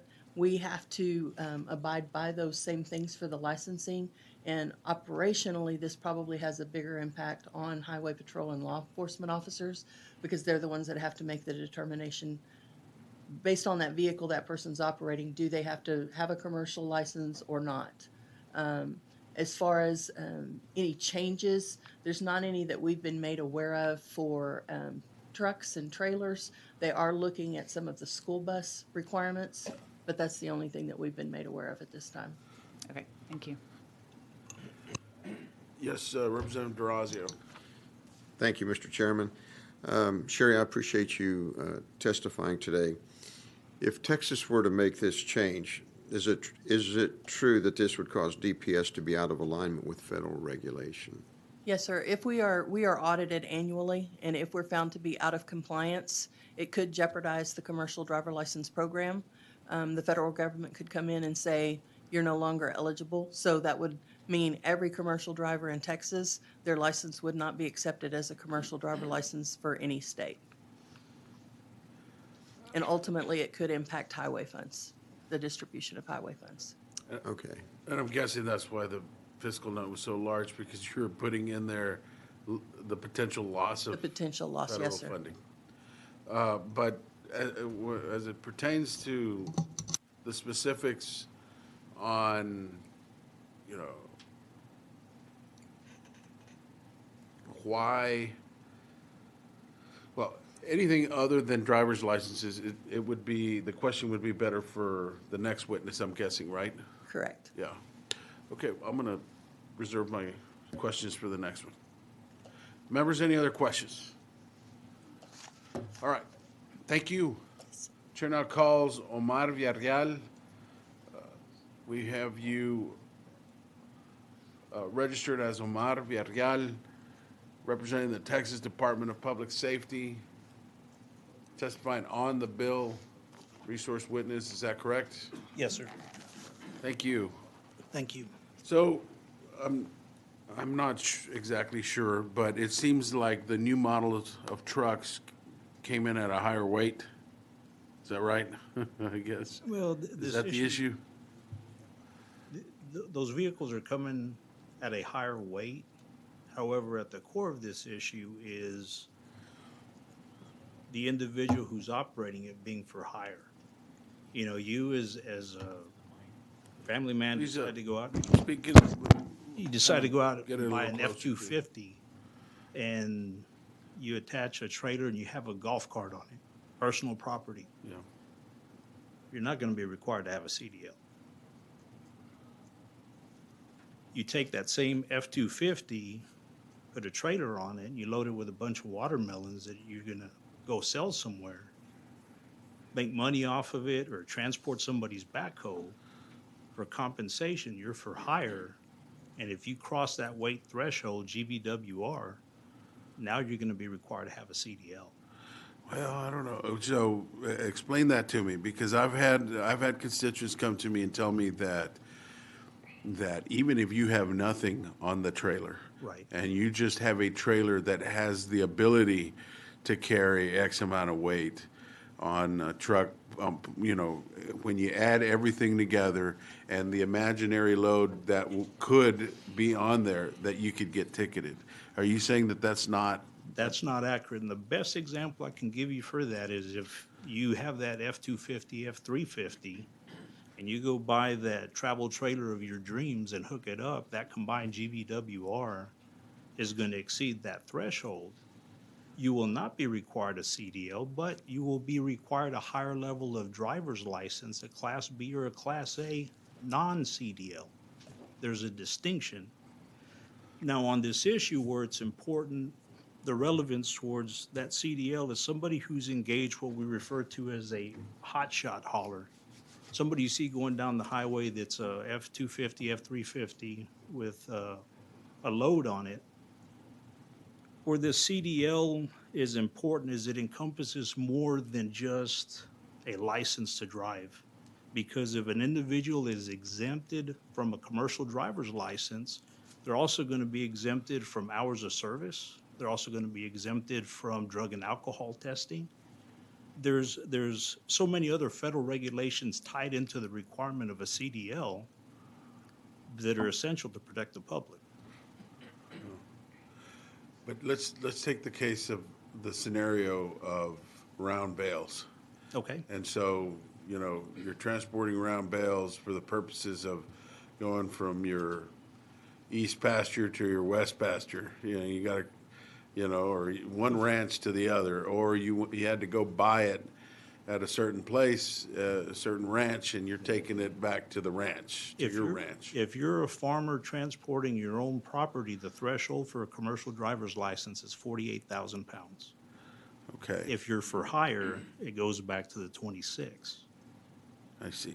And that's a federal regulation. Yes, sir. And we lose, if we don't comply, we lose money. That's absolutely correct. We lose like road transportation money, I guess, like road building type Highway money. funds, I would imagine. Yeah. And the other piece of that is, on behalf of the department, we receive a considerable amount of federal funding to support our commercial vehicle enforcement programs as well as our training programs. So that's probably a critical piece too. So, but again, just to make sure I understand, obviously the scenario that Chairman Burns laid out was a farmer, rancher transporting, you know, products for his ranch. Right now, with the new models of trucks out there, as you're still under the understanding, and you're telling us that if it's for farm use, strictly farm use, they're good. They're still good. They're not going to get ticketed. By the federal law, he's considered a covered farm vehicle and is exempt from the CDL requirement unless he crosses that 48,000 threshold. This is essentially an issue that involves a for-hire operator. So you flip it, and it's the person that you bought you're buying the bales from. Is delivering. And he's delivering them to you. He needs a CDL. Yes, sir. Yeah. Or if he's transporting your hay for sale to Nebraska because of a drought or, you know, any other location, of course, that's a little bit different because if he's going out of state, that threshold becomes 10,000 pounds or more for an interstate. Once he crosses state lines, that changes too. Right. Members, any other questions? Okay. Okay. Thank you. Thank you, sir. Is there anyone else wishing to testify on, for, or against House Bill 2838?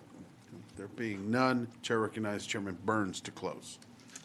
Thank you, Mr. Chairman. Members, I told you it was a doozy. It's one we thought we'd worked a solution to, and it's a real problem, you know, because while there is the exemption, the 48,000 pound exemption when you're hauling your own crops for your own purposes, but as you know, if you're involved in agriculture, we diversify. We have to haul for other folks and haul for our neighbors, and sometimes going to the same places, you know, that kind of stuff. So it's necessary, it's convenient, and it's a way to keep the bills paid too, to haul hay for our neighbors or livestock or whatever. And when you cross that threshold from doing it for yourself and going out for hire, that's where the problem comes in. And the threshold goes from 48,000 to 26,000. Like I said, we tried to work through and thought we had a solution in the bill as it's filed here that would allow us to comply with federal law and not lose that money. But again, like I was informed before the hearing today, that's not the case. So y'all sleep on it. See if you can come up, because it's a problem I need help figuring out for folks in my community and in your community, and I appreciate DPS working with us. We'll continue to work on it. Members, any questions? Thank you, sir. You bet. Close. Thank you. If there's no objection, House Bill 2838 will be left pending. Is there objection? Chair hears none. House Bill 2838 is left pending.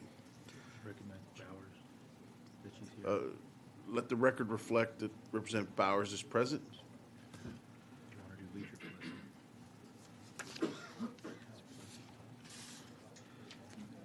Let's. Chair, Chair lays out House Bill 4598 and recognizes Chairman Leach to explain the measure. Representative DeRazio offers up a committee substitute. The Chair recognizes Chairman Leach to explain the measure. Thank you, Mr. Chair and members. Right before I came up here, Representative Goodwin asked me, she said, so do you got a doozy too, to me? And I said, yes, I've got a doozy, but this is a good doozy that addresses a huge problem in this building. And I know in your committee, Mr. Chairman, you've got problems, and then you got big problems. And I would consider this a big problem that we need to work together to solve this session. The committee substitute to House Bill 4598, Mr. Chair, which is before you today, addresses the rapidly growing problem of catalytic converter thefts. Members, according to the National Insurance Crime Bureau, catalytic converter thefts have risen over 1,200% since 2019.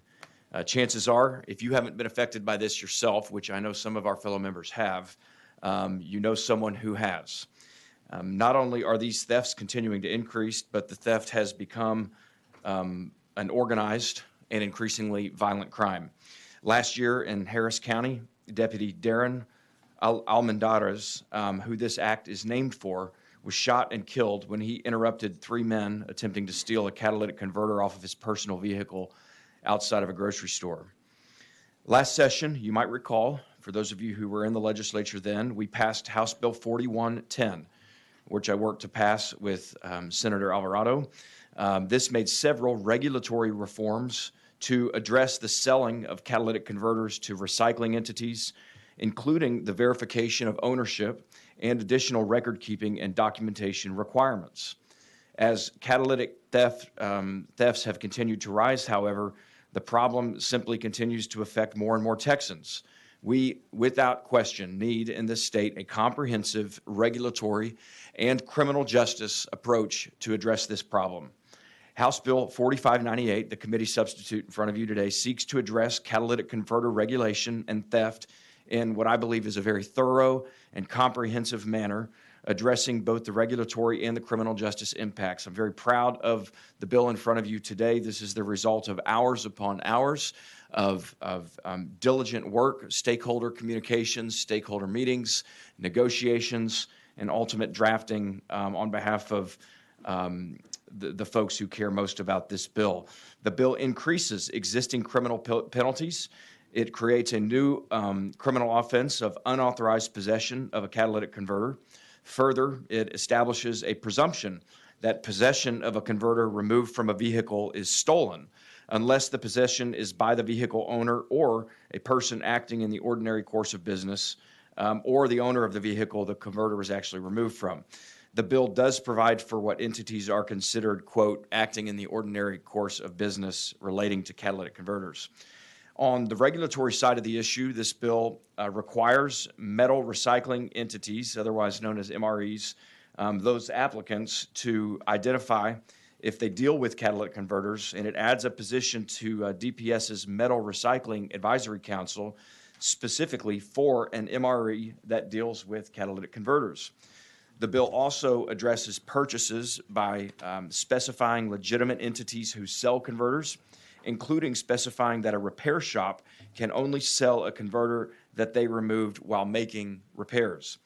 Further, the committee substitute closes the chuck with truck loophole in current law by removing the fixed location requirement for the definition of an MRE and adding that those receiving a certificate of registration to act as an MRE must have a fixed location and to utilize that location. The bill, a few other things, members, before I close, the bill establishes statewide uniform record-keeping requirements and allows local law enforcement and DPS to inspect those records. To ensure enforcement of the provisions of the bill establishes administrative penalties and Class A misdemeanor offenses for noncompliance. The bill also requires the Texas Department of Insurance to adopt rules to require premium discounts for vehicle owners to install anti-theft devices. Finally, members, the bill sets up and requires the coordination of state agencies to form a task force to address catalytic converter theft across Texas, with the Motor Vehicle Crime Prevention Authority taking the lead in those efforts. Members, as I said earlier, this is a big problem. The problem is not going away. In fact, the problem is getting worse, even with what we did last session. I'm very proud of what we did last session, but it has not, at the core, substantially or systemically addressed this growing problem. We absolutely must give our law enforcement the adequate tools to address this serious criminal activity, and we should back that up with appropriate regulatory reforms to make sure that when catalytic converters are sold, we limit the ability to sell illegally obtained converters across the state of Texas. Mr. Chair, thank you for allowing me the opportunity to lay out this important bill today, and I would request my reservation of right to close. Thank you. Absolutely. Members, any questions? Chairman Harless. Yeah. Chairman, thank you for bringing this bill up. This is such an important issue, not just to dealers like myself who are victimized by this all the time and take inventory off of our already depleted lots to sell, but individuals who use their cars to go to work, who are struggling to pay their bills, and now they're devastated having to pay $2,000-3,000 to fix their vehicle because some dirtbag doesn't want to get out there and make an honest living. I applaud you for bringing this bill, and I'm 1,000% in support of it. Thank you, Chairman Harless, and I so appreciate those comments. This is look. My name is on this bill, but this is, if you only knew all of the countless individuals who are involved with, and stakeholders and Texans who've come forward to address their thoughts and to help us perfect this bill. I'm very proud to carry it, but this is the result of unfortunate stories like yours and other Texans. What's been amazing to me, Chairman, is how quick it is to remove a catalytic converter from a vehicle, how these experts, this is organized crime. These are highly trained criminals who can get under a vehicle and in a matter of 2 to 3 minutes remove a catalytic converter.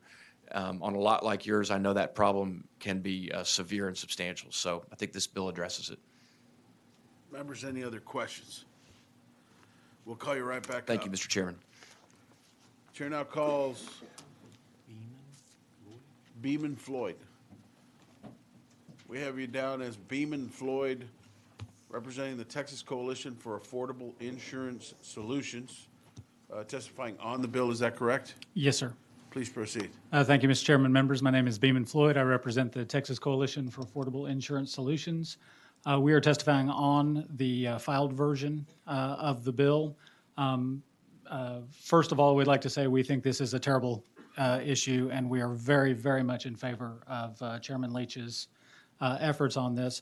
Our only comment is related to the part of the bill, Mr. Chairman, that deals with the insurance discount and identification of devices that might cause loss. In the filed version, or prevent loss, in the filed version of the bill, the commissioner is supposed to identify devices that might prevent loss and promulgate a premium discount for that.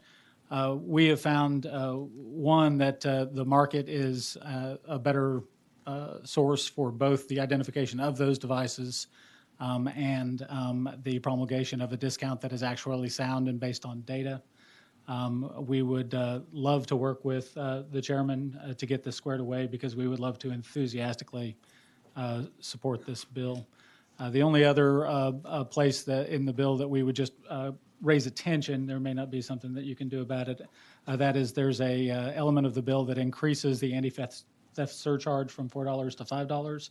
And we would love to chat a little bit about the retaliatory tax exposure that might be there. We don't know that it is, but when you raise a fee on an insurance policy, it can be construed as a tax by other states and precipitate a retaliatory tax exposure for Texas. We want to make sure that doesn't happen.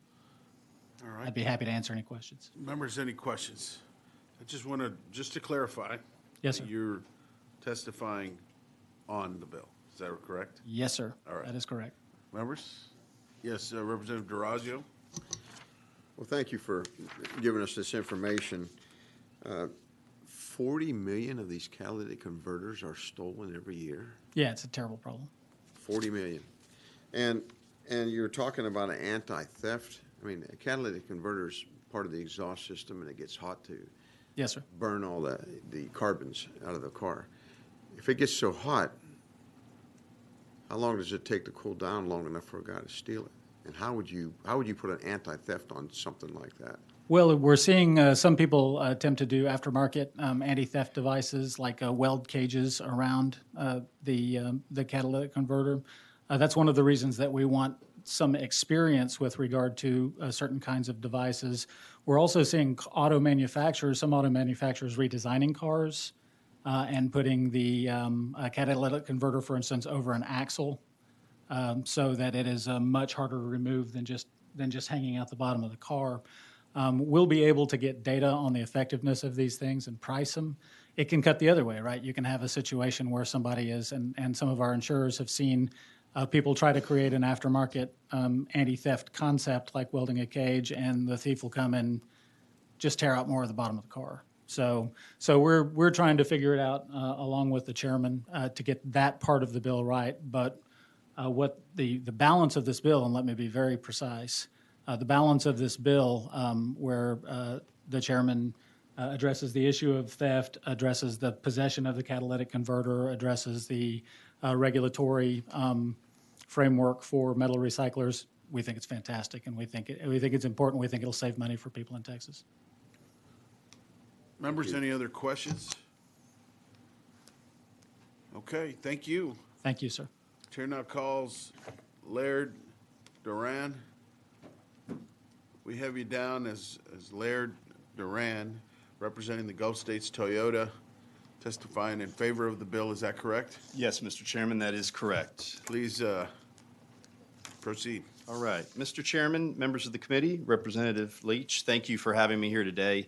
My name is Laird Duran. I'm Vice President of Government Relations for the Friedkin Group, which includes Gulf States Toyota, the private Toyota distributor here in Texas, and I am here today to strongly support House Bill 4598. As you've heard, theft of catalytic converters remains a huge problem for our industry, our dealers, and most importantly, everyday Texans. Last session, HB 4110 served as an important step towards combating the problem of catalytic converter theft and was actually a model bill followed by some other states. However, unfortunately, these thefts continue to plague everyday Texans.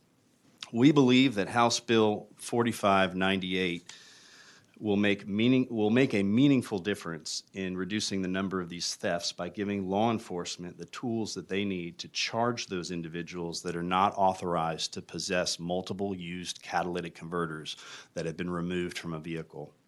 As we know, with the right tools, a thief can slide right under a parked vehicle and steal a catalytic converter right out from underneath the vehicle in only a matter of minutes. And unfortunately, Texas remains one of the top states in the country for these thefts. Catalytic converters are worth approximately $400 to $800 to the thief, yet to the vehicle owner, the repair cost can be anywhere from $4,500 to $12,000 or more, depending upon how much damage is done to the vehicle during the course of the theft. If the owner doesn't have comprehensive insurance coverage on the car, which they may not, then they will have to pay for these repairs out of pocket. There's basically three precious metals in a catalytic converter, platinum, rhodium, and palladium, which work to scrub toxic emissions out of the air. And the value of those materials remains very high to this day, making this a very lucrative theft and resale opportunity for a thief. As the Toyota distributor here in Texas, we're responsible for supplying all of the Toyota dealers with their parts. So to put things into perspective about how this problem is growing, we can look at our shipments of new catalytic converters to our Toyota dealers. Year to date, we have had to ship nearly $6.3 million worth of replacement catalytic converters to our dealers. This is actually an increase from prior years. We're on pace to ship over $25 million worth of catalytic converters this year. That would be an increase over 2022, in which we shipped $22 million worth and $18.6 million in 2021. Prior to that, it was just a few $1,000s a year. As I sit here today, we have nearly 3,000 replacement catalytic converters on back order, and due to the unprecedented number of thefts, vehicle owners are having to wait anywhere from 60 to 90 days to get a replacement catalytic converter, causing many to either not be able to drive their vehicles or having to pay for rental cars. So I respectfully urge you to please support House Bill 4598 to deter theft of these devices and to protect Texas vehicle owners. Thank you, Mr. Chairman, Representative Leach, for pursuing this important legislation, and I'd be happy to answer any questions. Chairman Harlan. So when somebody steals one off a brand-new vehicle, as in your instance, you can't go back down to a muffler shop and get an aftermarket muffler. You have to put a brand-new OEM on there. Isn't that correct? Well, that's really up to the vehicle owner, but I can... On one that has not been sold new yet. Oh, you're right. We At your will. rail yards. That's correct. That is correct. If it's still on the dealer lot, it needs to have a Toyota replacement catalytic converter installed. And to your point, with that back order and the delay, that vehicle can sit on the lot. That dealer is paying floor plan interest for a vehicle that they can't sell. You know, that's obviously motor vehicle sales tax revenue that's not going to the state that otherwise could have. So it is a big problem. And to your other comment, you know, we've personally been the victim of these. Literally, they've been stolen off the train that comes into our vehicle processing center in Houston. We've had many of our Toyota dealers in Texas that have had thieves come onto the lot and steal, you know, in upwards of 1 to 2 to 3 dozen of these in one evening. I mean, it's a very big problem. Yeah, I had a legislator friend of mine, it happened to his Sequoia. They couldn't find them at a Toyota store anywhere in the greater Houston area. So he brought his vehicle to us, and we were able to assist him getting aftermarket converters on. It's a huge problem. Thank you. It is. Thank you. Representative Durazio. Whenever you say $24 million worth of inventory stolen, how many catalytic converters is that? I'd have to get that exact figure for you.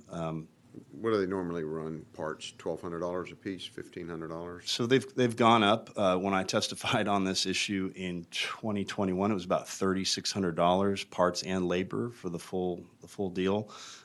That's up to about $5,100 now. That's I'm using a Toyota Tundra as an example. Most other vehicles are within $500 of that, give or take, so $4,500 to $5,600. So that's parts and labor. That's parts and labor. That's not including extensive damage to the vehicle or a rental car. Thank you. You bet. Members, any other questions? Thank you. Thank you. Chair now calls Steve Bresnan. We have you down as Steve Bresnan, representing PGM of Texas, testifying in favor of the bill. Is that correct? Yes, sir. Please proceed. Thank you, Mr. Chairman. It's unfortunate that we're here today to deal with this issue. The very first line in the bill names the bill after Sergeant Darren Armendariz, who was a Harris County Sheriff's deputy who was murdered for a car part. He was murdered for a car part.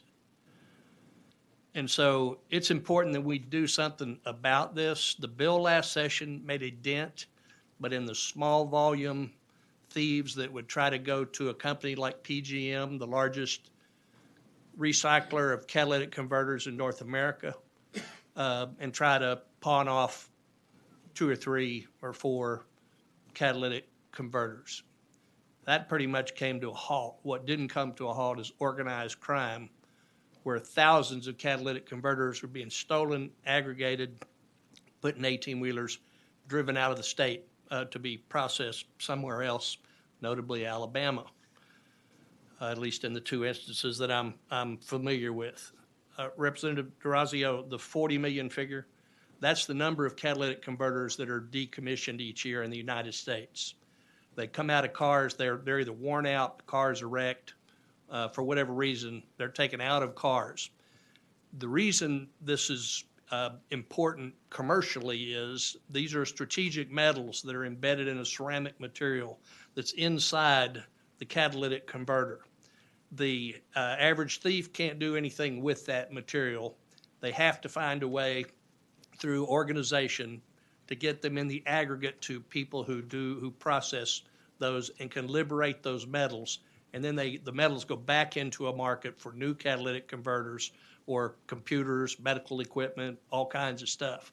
The value of these minerals has gone through the roof in recent years, and it's gotten worse just recently because Russia's one of the primary suppliers of mined materials.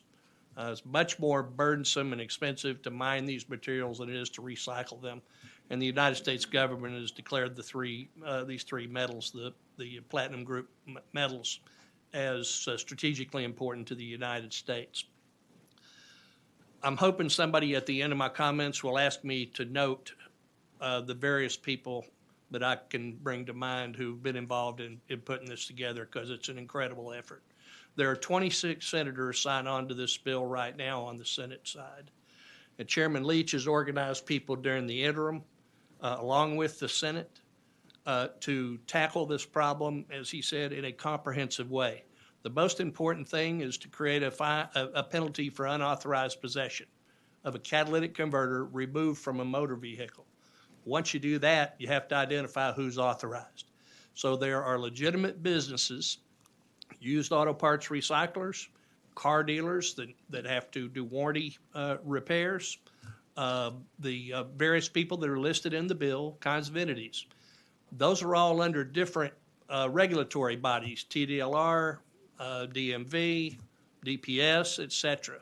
So this bill, the dollar fee that Beeman spoke about, that raises the money to do what's required in the bill, which is for those organizations to work with local law enforcement in a comprehensive effort to crack down on this using the new criminal justice penalties and the new regulatory procedures in the bill. It's extremely important. And I would just say this. I used to know a little bit about retaliatory taxes. Beeman's the expert in his field. Every state in the United States ought to adopt this fee, and they ought to do exactly what Texas is doing and do a comprehensive effort to put an end to this, because the thieves will just move someplace else, and this problem will metastasize even worse in the other locations in the United States. I appreciate y'all letting me pitch to you today. I hope this bill will fly through the legislature and be put on the governor's desk in memory of Sergeant Armendariz, if nothing else. Members, any other questions? Thank you, sir. Thank you. Chair now calls Mel Wright. Mel, we have you down as Mel Wright, representing Recycling Council of Texas, testifying on the bill. Is that correct? Yes, sir. Please proceed. Thank you, Chairman Guillen and members of the committee. Thank you all for allowing me to testify on House Bill 4598 as we continue to work with lawmakers on preventing catalytic converter theft. My name is Mel Wright, second-generation owner of Wright Scrap Metals, Beaumont, Texas, which has been in the metal recycling business since 1968.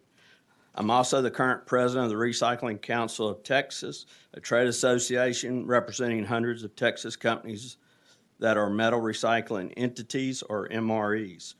We are regulated by the Department of Public Safety. I'm here in support of the DPS and the MREs in the state in trying to resolve this issue. We support increasing penalties for unlawful possession of catalytic converters and empowering law enforcement with the tools they need to stop this crime. MREs have become a first line of defense for stopping metal theft, including catalytic converters. The state of Texas has adopted measures to combat this theft, including last session's legislation, to gather more information about catalytic converters sold to regulated MREs. However, since this passage of the legislation, catalytic converter theft has only increased. MREs support our continued compliance with catalytic converter tracking and reporting requirements. We even support additional requirements for business-to-business transactions, which are not currently required. However, if we're going to crack down on this crime, all non-MREs in the business of catalytic converters should be subject to the same regulation. Tracking and reporting requirements, we should be careful not to create legal loopholes for those non-MREs buying catalytic converters in the ordinary course of their business. We are specifically concerned with independent contractors as listed in section 1956.123, as this individual would not be distinguishable to law enforcement as someone acting directly by the company.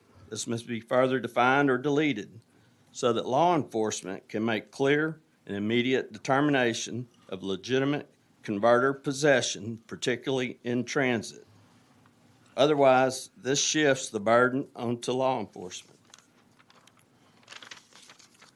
We should ensure all companies engaged in the legal purchase of these products be held to the same standard so that law enforcement has consistent information across the state. It is important that once a case is made, that prosecutors do their jobs in keeping these bad actors off our streets. We appreciate the continued work of this committee, the legislature, and all the relevant stakeholders for their leadership on this issue. We look to be a continued partner with you all on this. Thank you. Members, any questions? Thank you, sir. Thank you. Chair now calls Jason Hester. We have you down as Jason Hester, representing the Texas Department of Public Safety on the bill. Is that correct? Yes, sir, Mr. Chairman, that is correct. Resource Jason witness? Hester. Yes, sir, Jason Hester, Assistant Chief, Texas Department of Public Safety Regulatory Services Division, as a resource witness. Any DPS questions, members? Thank you, sir. Thank you. Anyone else wishing to testify on, for, or against the committee's substitute to House Bill 4598?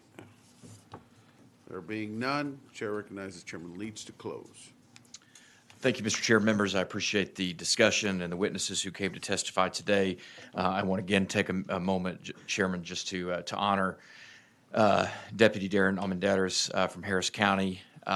It's just an awful story, as all crime is, but this bill is aimed at addressing, like I said, in a comprehensive, substantial, I believe, very aggressive but smart way, this growing crime. And I couldn't agree more with what Mr. Bresnan said, is that every single state should follow Texas' lead in this, as they so often do. When Texas moves on something like this, other states follow. And my hope is that, Chairman and members, that when we pass this bill, hopefully resoundingly, out of the legislature this session, that states all over this great country will follow our lead. And it'd be a great honor for that deputy and his family for us to do so. With that, I close, and I'm happy to answer any remaining questions. Members, any questions? Mr. Chair, I do want to make, if I can as well, make clear as well, one of the previous witness mentioned the independent contractor issue and the insurance discount issue. Both of those concerns that were addressed have actually been addressed in the sub in front of you. So I'm not sure if he's had a chance to look at it yet, but believe those issues were both addressed. Chairman Harles. I wouldn't change anything on the bill. I love it the way it's written, in my opinion. The only thing I'm concerned about is last session we did 4110, and we passed it.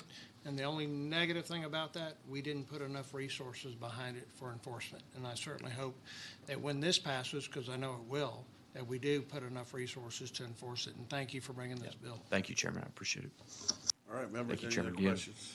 All right, thank you. Thank you. The committee substitute to House Bill 4598 is withdrawn, and there's no objection. House Bill 4598 will be left pending. Is there objection? Chair hears none. House Bill 4598 is left pending.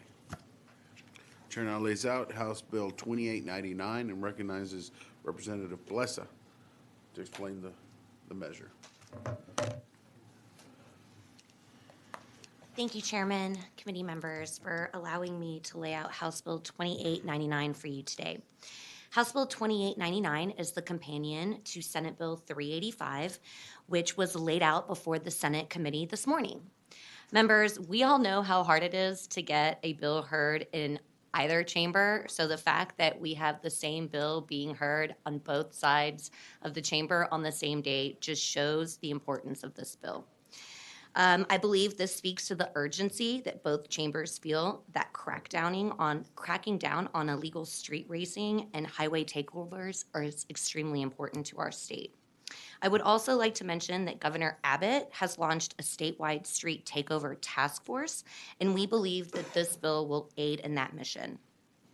We all know that street racing and highway takeovers are increasingly becoming an issue in many of our districts. House Bill 2899 will aid law enforcement's ability to crack down on street racing while proactively preventing damages, injury, and even death. Right now, the police have to wait until someone gets hurt or there's damage to property before they can impound a vehicle used in the commission of the offense of racing on a highway. House Bill 2899 will allow law enforcement to tow a vehicle used in the commission of these offenses, period. This will allow our officers to be proactive and step in before someone gets seriously hurt, killed, or injured. We are seeing obviously vehicles, but public property, private property, homes, and small businesses all suffer.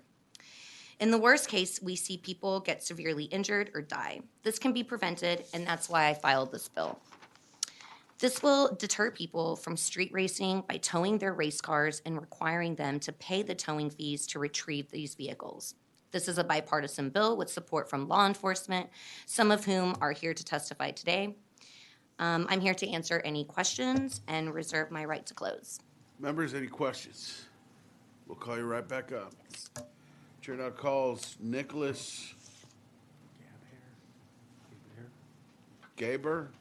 I don't know. You'll clarify in a little bit, but we have you down as Nicholas Gebhar, representing yourself and Austin Police Department, testifying for the bill. Is that correct? Yes, sir.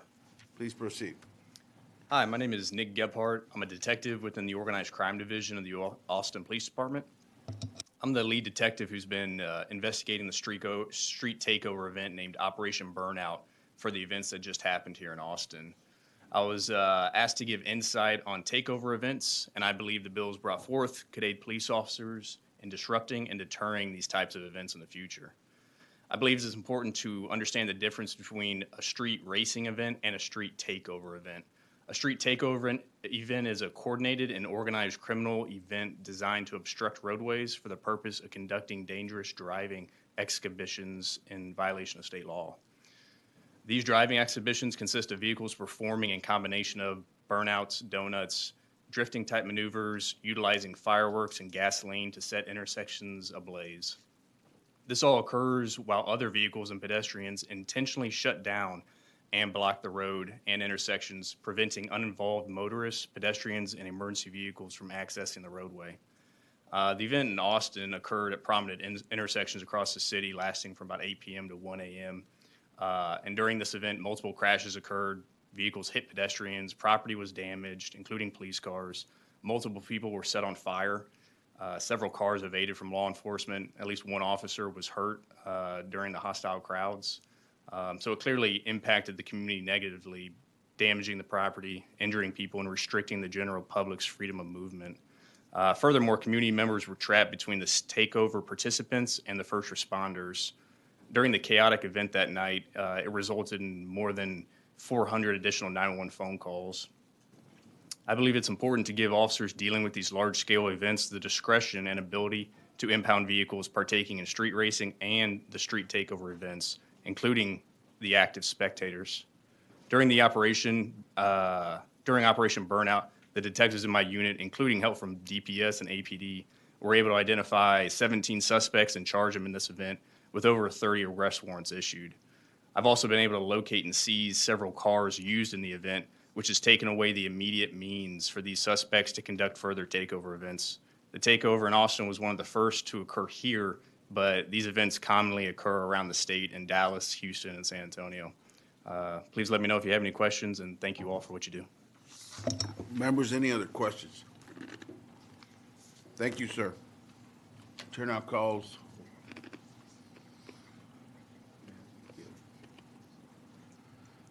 Matthew Gill. We have you down as Matthew Gill, representing Austin Police Department, testifying in favor of the bill. Is that correct? Yes, sir, that's correct. Please go on. Members, my name is Matthew Gill, and I'm a detective with the Austin Police Department Vehicle Homicide Unit. What I'm here to speak about is a tragic incident that occurred Valentine's Day of this year. A husband and wife encountered a lunch around 12 p.m. on Valentine's Day. Denise Cunningham was the wife's name. She dropped her husband off at his work, and as she was leaving his work entrance driveway, she entered the roadway going about 14 miles per hour. Little did she know that there was 3 vehicles behind her racing, engaged in about 100+ miles per hour as they were approaching. The lead vehicle veered to the left, missing Miss Cunningham by inches.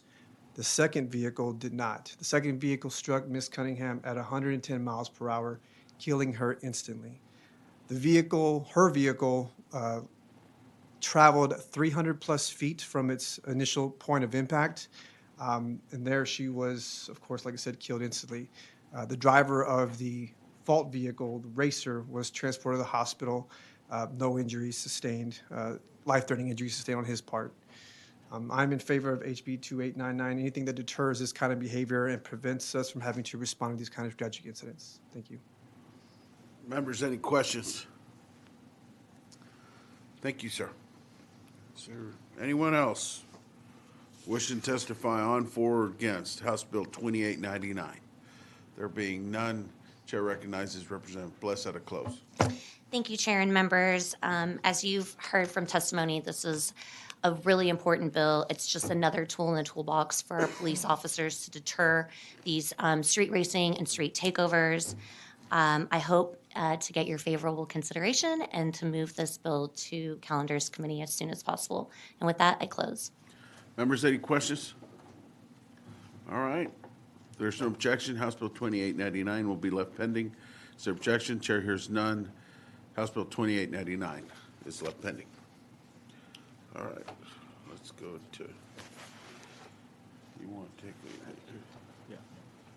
what do we do here? Yeah.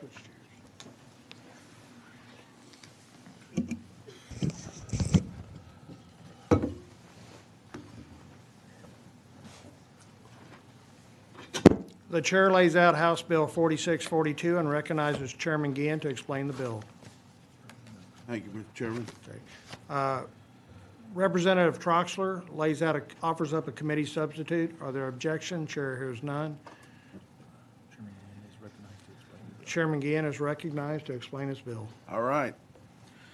Members, this bill tackles the growing problem of fentanyl in Texas. House Bill 4642 creates a task force consisting of 2 members each from TCOL, DPS, and HHSC to compile data on the best practices for investigating and prosecuting criminal activity related to the manufacturing and delivery of fentanyl and of safely handling it upon interdiction.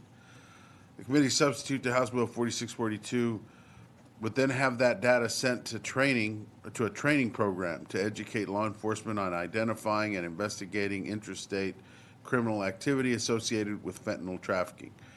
The training will include best practices for investigating and prosecuting the trafficking of fentanyl and handling it safely. And finally, the bill makes knowingly manufacturing or delivering fentanyl resulting in an individual's death murder. This bill is crucial to combating the rise of fentanyl deaths in Texas. The most recent stats were updated in 2020 on the TDSHS website, where there were 1,222 deaths involving synthetic opioids, including fentanyl in Texas, a 59% increase from the previous year. Members, the committee sub is alleged council draft, but their draft has some errors that do not accurately reflect the original intent of the bill surrounding the offense, and we're currently working on another sub to get to you as soon as possible. I'll help answer any questions if you all have any. Members, are there any questions? If not, we'll move into invited or to witnesses. And Chairman Guillen will call you back up to close. The chair now calls up Sarah Reyes. Is Sarah Reyes here? We show Sarah Reyes as registered. We show her registered as Sarah Reyes, Okay. We show her registered as Sarah Reyes, representing the Texas Center for Justice and Equity representing the Texas Center on Justice and Equity against the bill. against the bill. We're going to mark her as did not testify. And we're going to mark her as did not testify. At this time, the chair calls up Dallas Reed. Dallas Reed.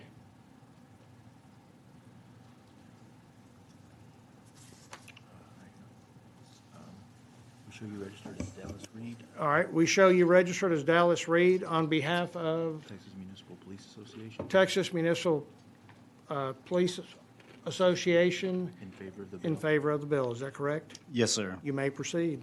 Thank you. So my name is Dallas Reed. I represent TMPA, the largest law enforcement association in Texas, and we're very proud to support HB 4642. As the chairman mentioned, Could you talk, move that mic a little closer? Thank you. Yes, sir. Is that better? As the chairman mentioned, there are a few drafting errors in the bill, and we're working with his office to address those, and I appreciate you including us in that process.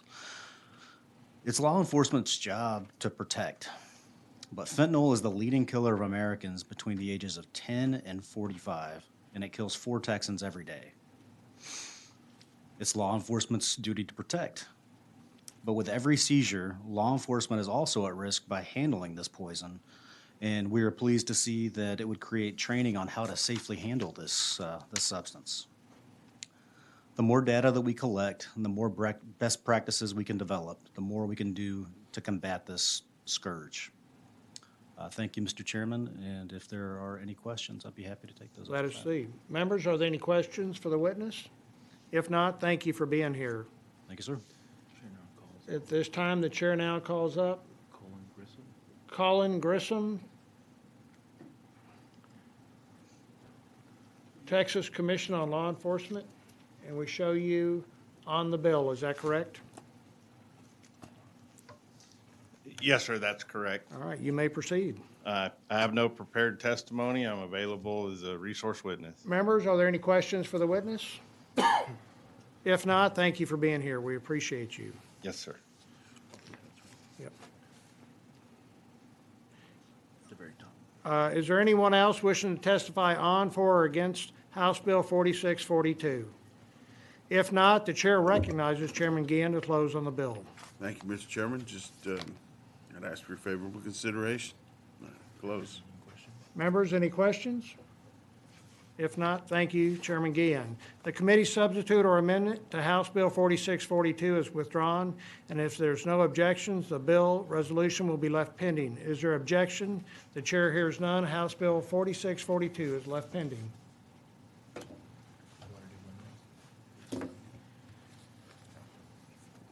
The chair lays out House Bill 3290 and recognizes Chairman Gann to explain the bill. Chairman Harless. Do Representative Troxler. Okay. Representative Troxler offers up a committee substitute. Recognize Chairman Gann to explain the measure. And recognizes Chairman Gann to explain the amendment. All right. Thank you. Members, we have a committee sub for this bill that's just the Ledge Council version and takes in clarifying language from the Comptroller's office.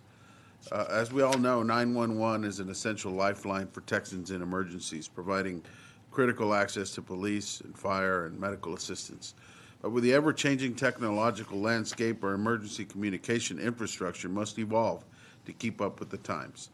In 2021, the legislature passed HB 2911, creating the Next Generation 911 Service Fund to utilize funds from the American Rescue Plan Act, or ARPA, to pay for upgrades to modernize the state's 911 infrastructure and systems. During the third special session in 2021, SB 8 appropriated $150 million to the fund created in HB 2911 to offset initial upfront costs of NG 911 implementation. However, it left out the legislature's ability to appropriate state funds to the NG 911 Service Fund, meaning that if a bill like HB 9 this session were to pass, the funds for 911 services in that bill wouldn't be able to go into the NG 911 Service Fund. Members, HB 3290 simply allows the NG 911 Service Fund to take in funding from any source, including the state, to help support the deployment and reliable operation of Next Generation 911 service. The bill also extends the date for distribution of federal funds deposited in the NG 911 Service Fund from August 31st of 2024 to December 31st of 2026 to allow local 911 operators the ability to apply for any available ARPA funding up until the deadline for all ARPA funds to be spent. Members, this bill will help ensure that Texas efficiently deploys next-generation 911 services before the deadline to implement NG 911 technology statewide. I can help answer any questions, and I believe we do have somebody here to help answer some as well. Members, are there any questions for Chairman Guillen? If not, we'll call Chairman Guillen back up to close. At this time, the chair now calls up Chip Van Steenberg. Chip Van Steenberg. Should be registered as. We show you registered as Chip Van Steenberg, representing Montgomery County Emergency Communication District. In favor of the bill, is that correct? That's correct. You may proceed. Thank you. Thank you for the invitation to come. We're here because of, just to catch you up where we were 2 years ago, this committee heard and approved House Bill 2911, laid out by Chairman White, that created this Next Generation 911 fund. Excuse me, I'm sorry, it did not create the fund. It raised the 911 service fee on wireless phones by 25 cents with the goal of transitioning to Next Generation 911 within a 4-year time frame. The bill was approved by the House. It went to the Senate side. The Senate stripped out the fee increase, instead created the fund with $0 in it, kept the deadline to transition to 911 by 2025. The intent was to put ARPA dollars in the fund that they said would be taken up in a special session, and that would bridge us until we got to the next session where we could come back and ask for that fee increase again. In the third special session, Senate Bill 8 did put $150 million of the coronavirus relief funds in the Next Generation 911 fund, and we have been working to get that program up and running. The Commission on State Emergency Communications did a great job standing up a program quickly. The districts have been applying for funds and spending down that money. This bill would extend that Senate Bill 8 imposed a deadline of spending that money by December 31st of 2024, which we're finding challenging. Everything's on a fast track, and we are on pace to spend almost all of that money. But the additional timeline that this bill would allow would make sure that all that $150 million gets exhausted as we transition to Next Generation 911. The other part of the bill is to allow the fund to receive other money besides just the federal coronavirus funds. As mentioned by the chairman, we have House Bill 9 being heard tomorrow in State Affairs that would dedicate some money from the state funds that would allow for this transition to Next Generation 911. We are in a position now where we've signed multi-year contracts with our vendors for Next Generation 911. We can't go back. The old system that was created in a regulated telephone environment is not being invested in. It's going away. We're moving to a new IP-based network for Next Generation 911, and we need a sustainable source of funding to move us into the future, and we're hoping that that House Bill 9 is going to provide that. But this bill would allow a method of receiving those funds and distributing it to the 911 entities locally. Thank you for your time, and I'll be happy to answer any questions. Members, are there any questions? The chair recognizes Representative DeRazio. Thank you, Mr. Chairman. Chip, I appreciate your testimony here. On this fee, this 25-cent cell phone fee, is there an expiration date on it? Well, this the fee is not included. There's no bill this year that would increase the fee. That was the bill. That was the fee that was included in House Bill 2911 last session, but that got stripped out by the Senate. So that's what we were seeking, was an increase to the wireless fee, but that did not get passed last year. Okay, then how will this be funded if there is no fee? There is a broadband telecommunications bill, House Bill 9, that would set aside money from, I believe, state surplus funds, rainy day funds, I'm not sure the correct terminology, that would set aside money for broadband as well as Next Generation 911. Okay, so if this fee is set aside, what is the length, what is the life of the fee? 4 years? 7 years? It's not. I don't want to see something in the perpetuity.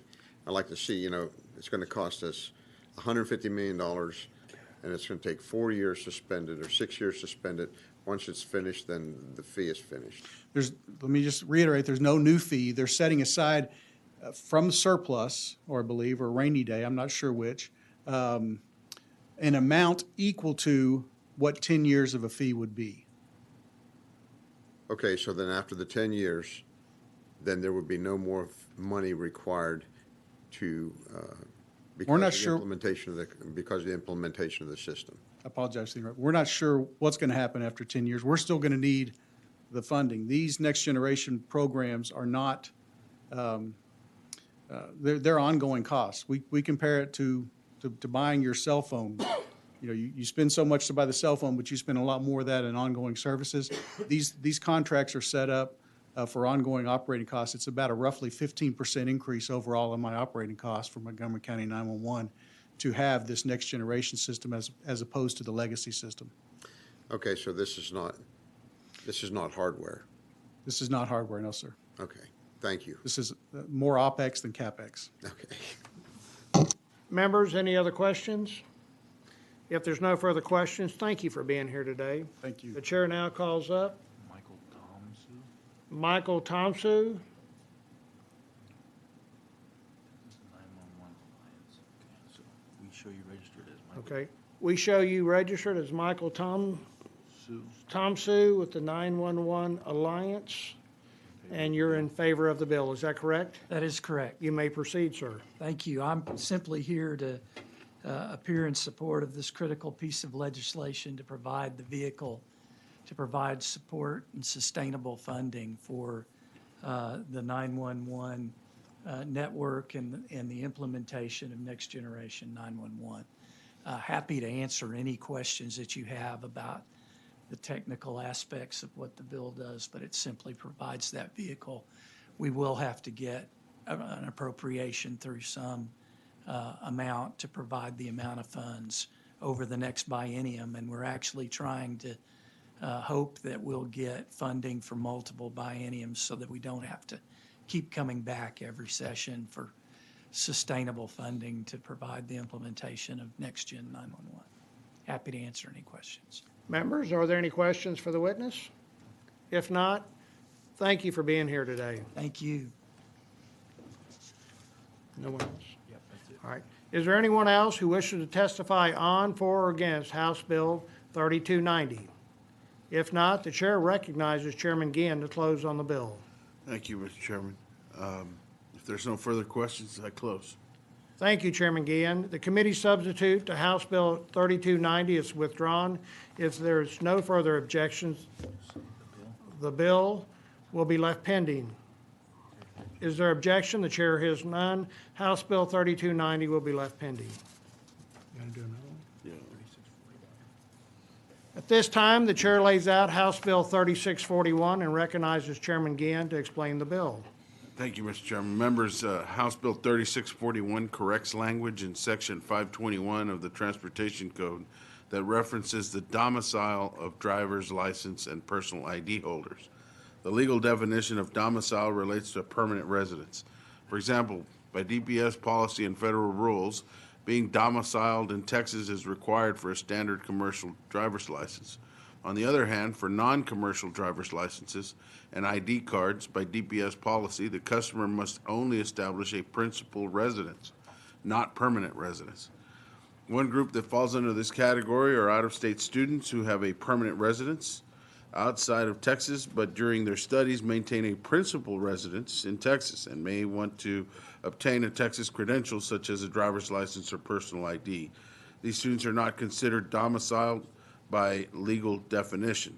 House Bill 3641 aims to align statute and policy to prevent such confusion. I can help answer any questions if we have any. I think we have a resource witness here. All right, members, are there any questions for Chairman Guillen? If not, Chairman Guillen, thank you, and we'll call you back up to close. The chair now calls Sherry Gibson with the Texas Department of Public Safety as a resource witness, and you're on the bill. Is that correct? Thank you. Members, are there any questions? If not, thank you for being here. If there's no further questions, the chair recognizes Chairman Gann to close. Well, is there anyone wishing to testify? Oh, I'm sorry. Is there anyone else wishing to testify on, for, or against House Bill 3641? If not, the chair recognizes Chairman Gann to close on the bill. Members, if there's no further questions, I close. Thank you, Chairman Gann. If there's no further objection, House Bill 3641 will be left pending. Is there objections? The chair hears none, and the bill is left pending. We doing another one? Yep. Okay.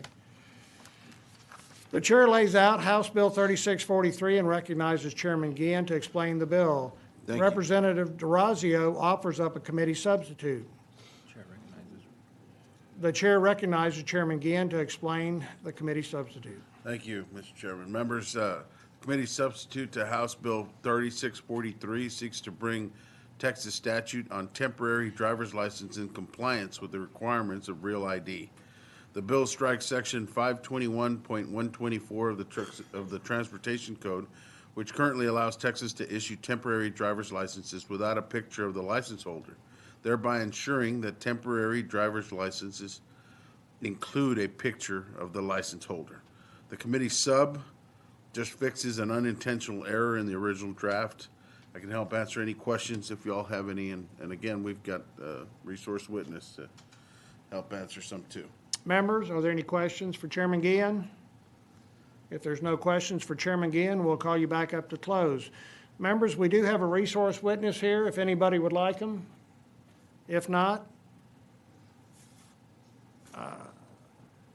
is there anyone else wishing to testify on, for, or against House Bill 3643? If not, the chair recognizes Chairman Gann to close on the bill. Thank you, Mr. Chairman. If there's no further questions, I close. The committee substitute to House Bill 3643 is withdrawn. Is there any objection? The bill will be left pending. Is there any objection? The chair hears none. House Bill 3643 will be left pending.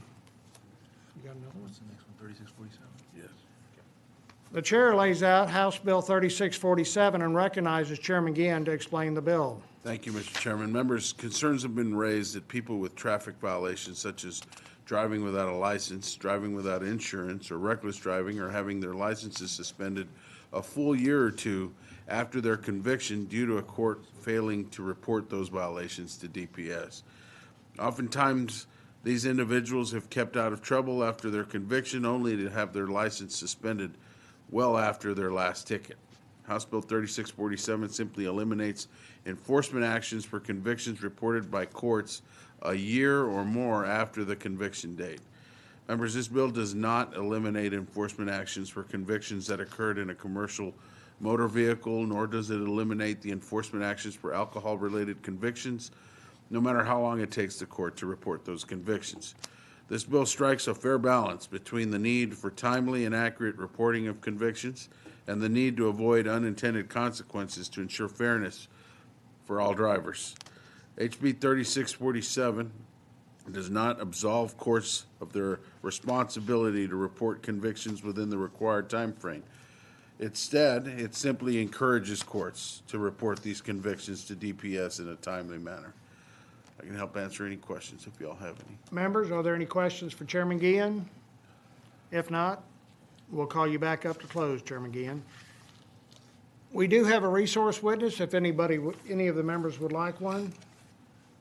If not, is there anyone else wishing to testify on, for, or against House Bill 3647? If not, the chair recognizes Chairman Gann to close on the bill. Thank you, Mr. Chairman. Members, if there's no further questions, I close. Thank you, Chairman Gann. Is there any objection? House Bill 3647 will be left pending. Is there objection?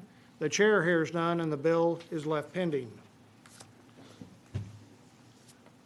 Thank you, sir. Chair now lays out House Bill 71 and recognizes Chairman Canales to explain the measure. Representative Goodwin offers a committee substitute to House Bill 71, and the chairman recognizes Chairman Canales to explain the measure. Thank you, Chairman Gibb. Chairman Goodwin for laying out committee substitute. HB 71 would instruct the Department of Public Safety to create a digital identification program which would include your hunting and fishing license and your license to carry. According to the DPS study, a digital driver's secure while providing a platform to deliver new and valuable added services. More than 20 states considered, tested, and have launched digital versions of their driver's license that live on your smartphone, including 2 of our neighboring states, Oklahoma and Louisiana. As of October 22nd, Louisiana's digital driver's license has over 1.5 million active users. It has issued more than 2.5 million digital credentials to Louisiana residents, including driver's license, state IDs, smart health cards, and hunting and fishing license. In a state of 4.6 million residents, over 1/3 of the adult drivers in Louisiana are now using a digital driver's license system. It's way past time that we move into the 21st century. Currently, Texas, you can show your insurance card. We at my office and this legislature actually passed a bill where you can show your hunting and fishing license.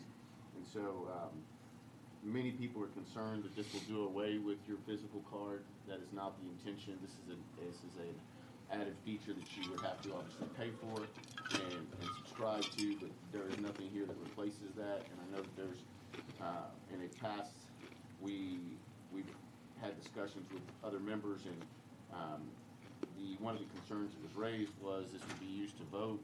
I am more than happy to remove the possibility of somebody using a digital ID to vote. This is something I personally leave my wallet at home all the time, but I've always got my cell phone. This is something that I think is going to happen anyway, and we might as well get them to start doing it now. Members, any questions? All right, we'll call you back up to, okay, yeah, Representative Durazio. I appreciate you bringing this to light with old guys like me who are used to carrying their wallet and having the ID card with us, and our younger generation, it's all digital. On your digital license, will you have them also issue a standard license? So this in no way does away with your physical driver's license. You will have to be issued a physical driver's license. This is some sort of added convenience where you have to go in and tell them how much the service, maybe even a generator of money for DPS. We're not at this point, but we can 100% make it secure. We know that. We have someone here from DPS who can probably discuss this a little better, but the capabilities of a digital driver's license or digital having on your ID, you can have a 360-degree photo of yourself. If you want fingerprints, depending on how advanced they want to get, you can do biometrics, eye scans. You can actually transfer your driver's license. The age of COVID, handing things over, you can beam it to the officer. The officer can potentially in the future will be able to not even have to approach your vehicle. He would know who was in the car by using your. It is the future, and it'll only get more technologically advanced.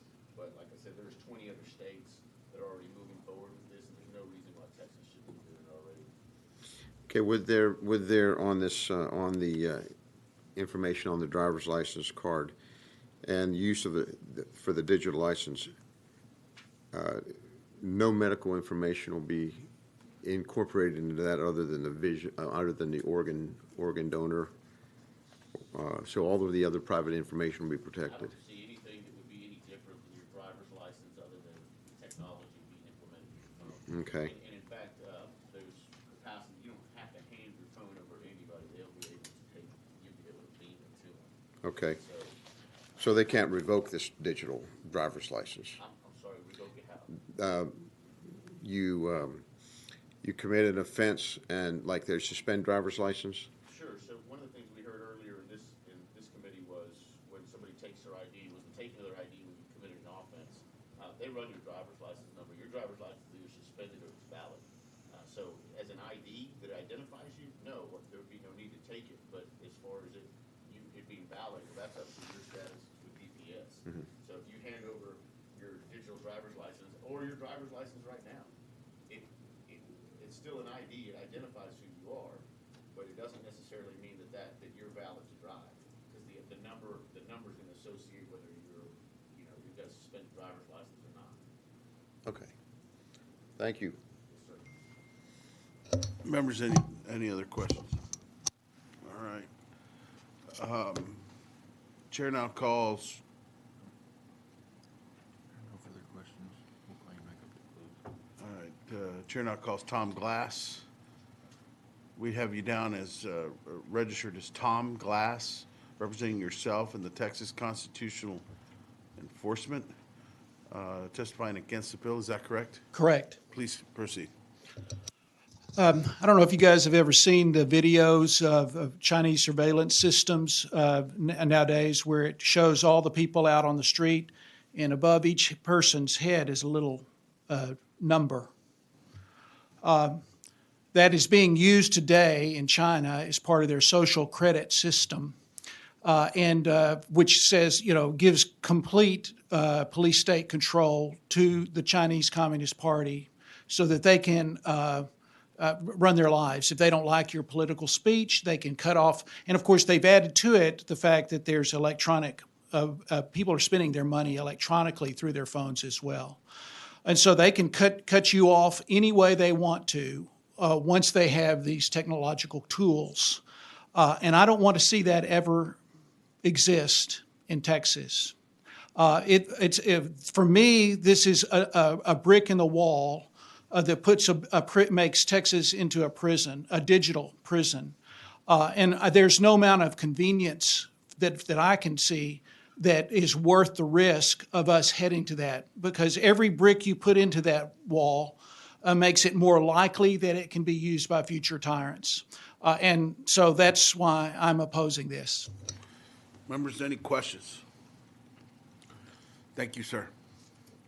Chair now calls Gregory Porter. We have you down as Gregory Porter, representing yourself and Texans for Liberty, testifying against the bill. Is that correct? Yes, sir. Thank you. Please proceed. Thank you. Thank you, members of the committee, Chairman. I want to start off by saying I think the orientation of this comes from a good place. There's no doubt about that, just in terms of what seems to be a pretty innocuous bill as a digital ID. What's different about digital IDs is that they can store information. And I won't go into the global picture that Tom just mentioned, because I do believe that that's a real concern. The other concern that I have with this is TxDOT has already violated our security. They've already proven that they are willing to sell data in the past. And unfortunately, while this is being presented just as digital driver's license, the CIO of TxDOT has already been on record, and I can send you the article where she's openly saying that this is something that can be used to access all types of government data. And the problem, what is different and distinct about digitizing our ID is that sometimes I think with technology we have to exercise some restraint to say that the convenience is not worth the risk that this introduces, even as a volunteer program. And so I have actually met with Representative Canales' offices a couple of times. They've been very friendly. A gentleman named Jeffrey in his office, very professional, and I appreciate them making time. I did, make a suggestion at some point that maybe there was an amendment here that just says there was some absolute guarantee that this would never be used to access any other types of data, right, like medical data or any other type of financial data. And I don't think that's the intent of the bill. I'm not pushing that here. And again, I'm speaking with all due respect, because I generally believe that it just seems obvious that you would digitize this. I mean, we've digitized so many other things, right? So I can see why it's being presented. I think the concern is, and the reason why we have these meetings to discuss this, is we can think about unintended consequences. And what I'm seeing is that given the fact that TxDOT has been irresponsible with this, and given the fact that I have a data security background, I don't think that this is secure, but more importantly, I think it opens up a Pandora's box that we don't want to get into. There's nothing wrong with the physical identification. And if you think about all the places where we present our driver's license, whether it's to rent a house or to buy a house, to get utilities, and to vote, right? How is this going to affect if this thing, for any reason, becomes unsecure? And I can tell you from a data security background, we're 90 days to 6 months away from having some kind of risk with these things. They're not perfectly secure. But more importantly, I think we're opening up a Pandora's box here where digital identity is just simply not worth the convenience based on the risk that it possesses. It's my humble opinion. So thank you. Members, any questions? Yes, Representative Goodwin. Thank you, Mr. Porter. So I'm just curious, many of us probably do some banking and things like that on Correct. our phones, and there's security measures that they put in place to make us feel safe with that.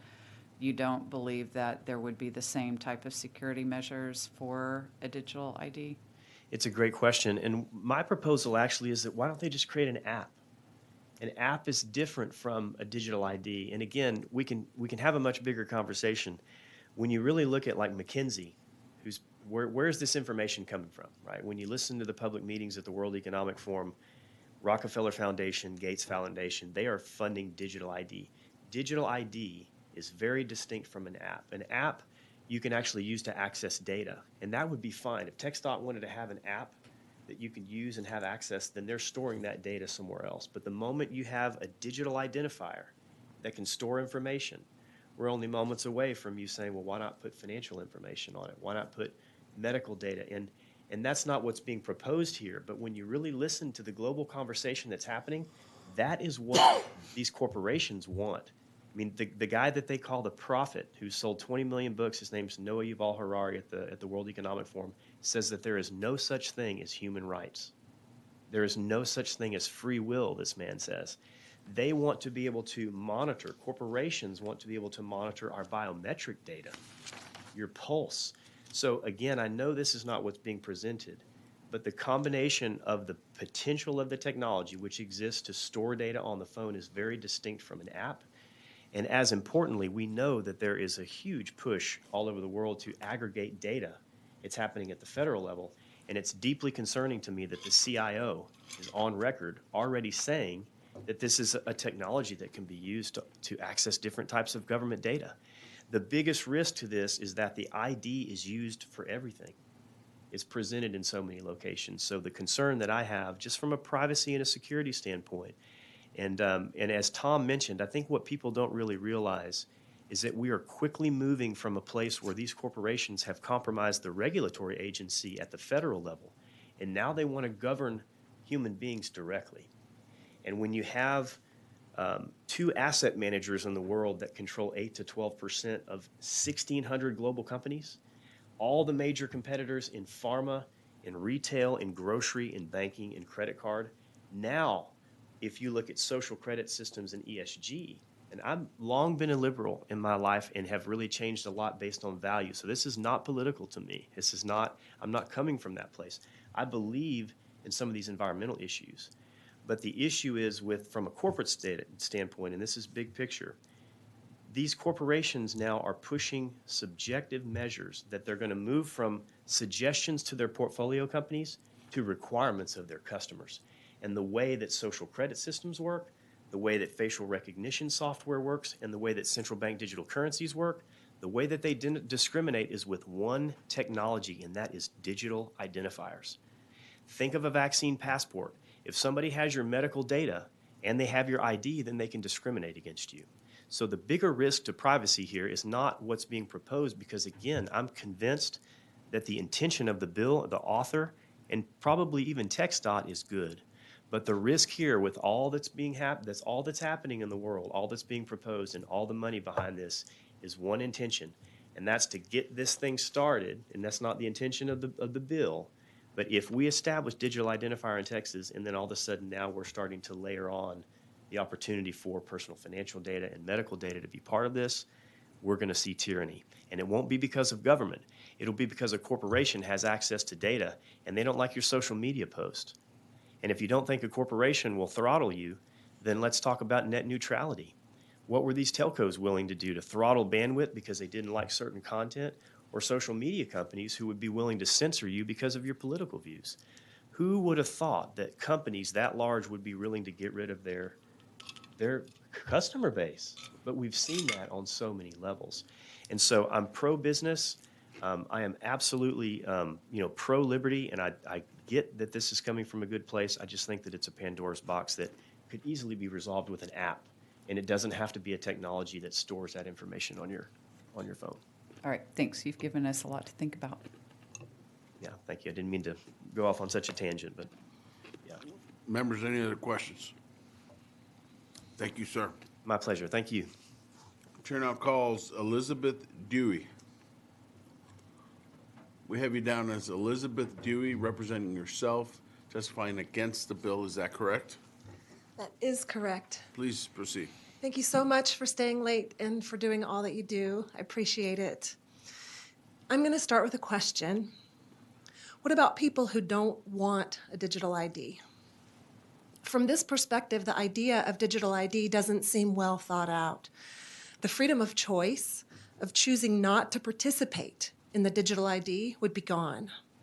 If everything is linked on your digital ID, would someone without one be able to get a credit card or a home loan?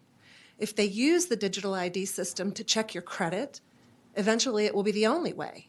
So someone without the ID probably couldn't buy a car.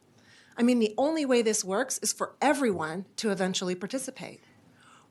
Would you even be able to drive your car?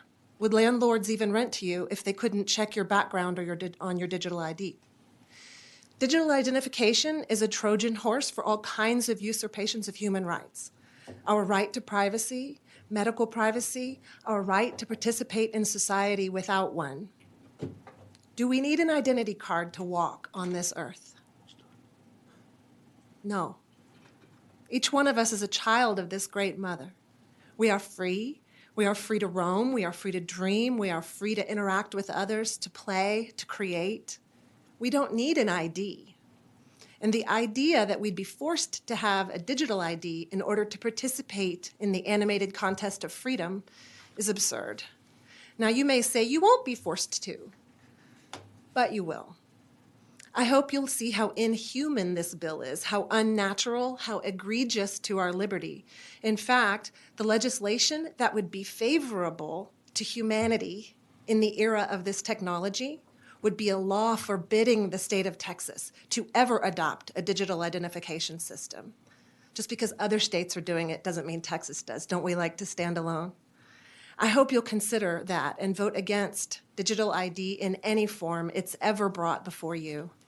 Our founders had the foresight to grant us into perpetuity our most fundamental rights.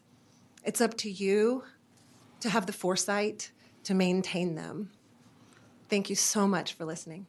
Members, any questions? Thank you. Chair now calls Kristen Hemmons. We have you down as Kristen Hemmons, representing yourself against the bill. Is that correct? Correct. Please Yes. proceed. Thank you. Most of what I would say would be very similar to the first two gentlemen as well as Elizabeth.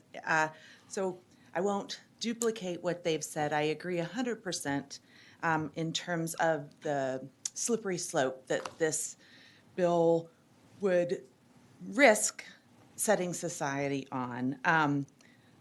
Again, I completely agree that that is not the intent. I agree that it would be more convenient, and so there's no objection on that level. Again, I do think it opens doors to the potential either for misuse through security lapses and or the inevitable temptation to use a new technology for more and more and more. And, you know, hopefully we've seen lately that that is very true in the corporate sense. I won't repeat what was just said.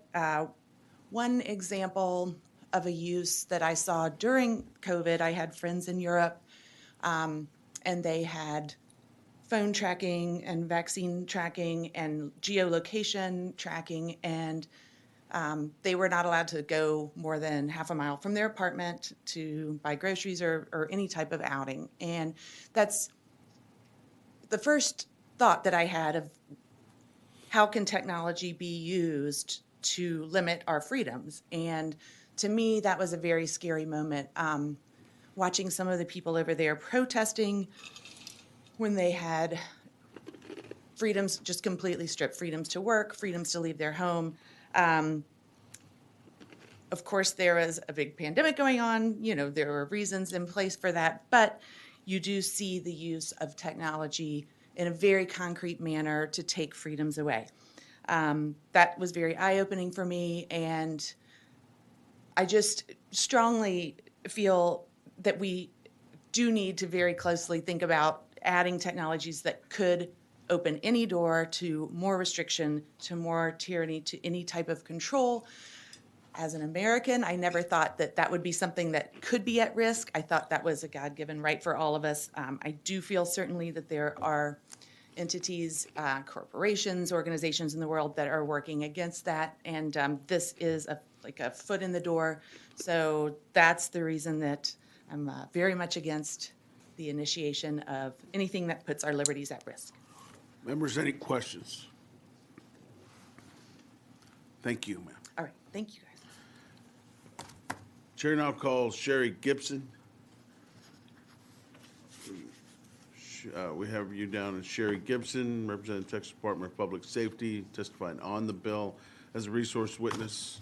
Is that correct? That is correct. Any questions for Ms. Gibson? Yes, Representative Chairman Canales. Thank you, Ms. Gibson. Appreciate you being here. I know that y'all have not done this, but and this is not something that's been implemented yet. But is it?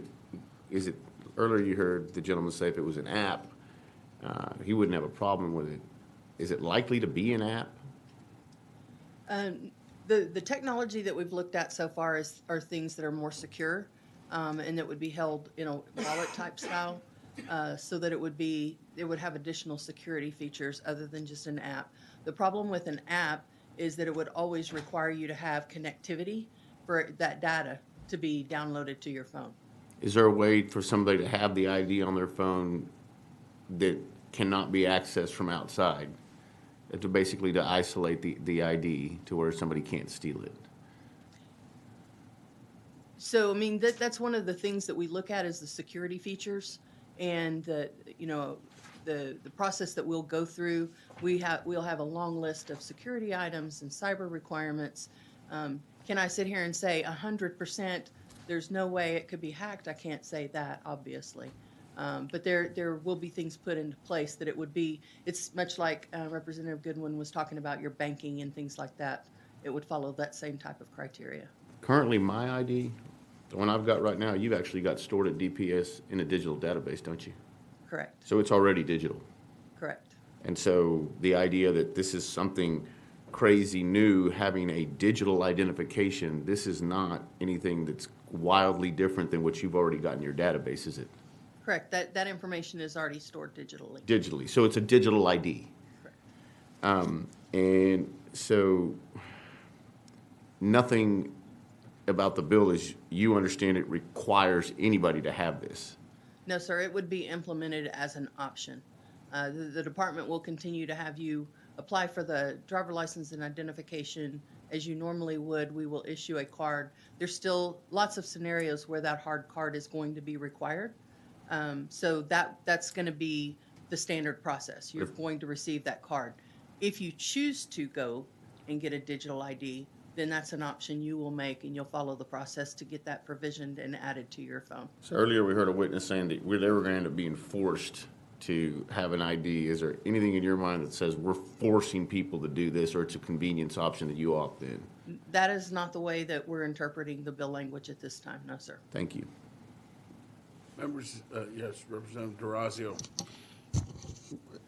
In the driver's license, is a social security number a part of the driver's license embedded in that chip in the license? The social security number is nowhere in the driver license, neither printed on the face or in any of the mag stripe data or the 2D barcode data behind it.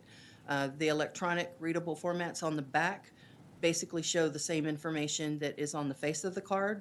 The 2D barcode has some additional information related to the date and what type of, or the date that the card was actually issued. Okay, then why is a social security number required before you can apply for a driver's license? It is required by statute that we have the social security number. That number is held within our database. It is very limited on who has access to that social security number. We do not provide it, and again, it's not placed on the card. It's not placed on any driver record information that is sent out. I've got an answer for that. That's a citizenship requirement. Got to be an American citizen to get a Texas driver's license or a permanent legal resident. For the real ID. For a real ID, or else you don't get one. Social security number. Now, you can't get a driver's license in Texas unless you are a permanent legal resident or a United States citizen, and that requires a social security number. Because when I Or have applied for lawful my driver's license, I did not need a social security number. I'm sorry? When I applied for my driver's license, I did not need a social security number. Because you're American as they come. At some point, we have either captured or we will capture your social security number, and it is kept in the driver license system. All right, thank you very much. Members, any other questions? Thank you. Is there anyone else wishing to testify on, for, or against committee substitute to House Bill 71? There being none, Chair recognizes Chairman Canales to close. So thank you. I appreciate everybody that came up and testified. Doesn't like it. It's always good to hear everybody's opinion. I'm really happy we don't live in China. And nothing about this bill requires you to get a digital ID. It's just a convenience. As I mentioned earlier in my bill layout, you can present your Texas liability insurance digitally. There is a digital hunting license. People bank digitally. I trade stock digitally. In fact, I bought a car today, and they asked me to send them a copy of my driver's license, which I did digitally. And so the reality is, as I mentioned, there's 20 other states that are moving towards this. Our neighbors have already done it. It's been active. There's 1.5 million active users just north of us. And at the end of the day, and it's not tech stop. That was a misstatement from one of the witnesses. This is run through DPS. And as you heard the witness say, they've already got a digital copy of your ID. It's already digitized to begin with. When you scan that driver's license, that officer that scans your driver's license, it pops up on his computer. That's called a digital ID. And so the reality is us pretending that this is not the future is going to hold the rest of us back. And I can tell you that I would love to leave this thing at home. And I think Chairman Harless. Just a quick question. You kind of addressed it, but if you'd just clarify it one more time, how many states are currently using this right now? So right now that I'm aware of, I think there's so you've got Louisiana and Oklahoma, and I think 20 are already testing or launching their digital versions of their licenses. They're on smartphones. But Louisiana, the ones I've got, has 2.5 million credentials issued, which is a third of their adult drivers. And they've got 4.6 million, and they actually use it for driver's license, state ID, smart health, and hunting and fishing license. And so this has already been going on for some time now. And so I understand. I've subscribed to different things that protect me digitally and let me know, but the reality is this, is that I saw two of the witnesses that came up and sat there with their smartphone. That thing, if they don't think that's tracking them, I think that we all need to have a wake-up call, because it tells you exactly where you're at in traffic. I think, at the end of the day, if we think our personal information is that safe, I want to go have dinner where they're having dinner. And just one last thing. You said it's voluntary. It's absolutely 100% voluntary. In fact, I think once you opt in, I'm sure that DPS is going to charge you a fee. It's probably a revenue generator, if you ask me. Thank you, sir. Members, any other questions? All right, committee substitute for House Bill 71 is withdrawn, and if there's no objection, House Bill 71 will be left pending. Is there objection? Chair hears none. House Bill 71 is left pending. If there's no further business, and without objection, the House Committee on Homeland Security and Public Safety stands adjourned, subject to the call of the chair.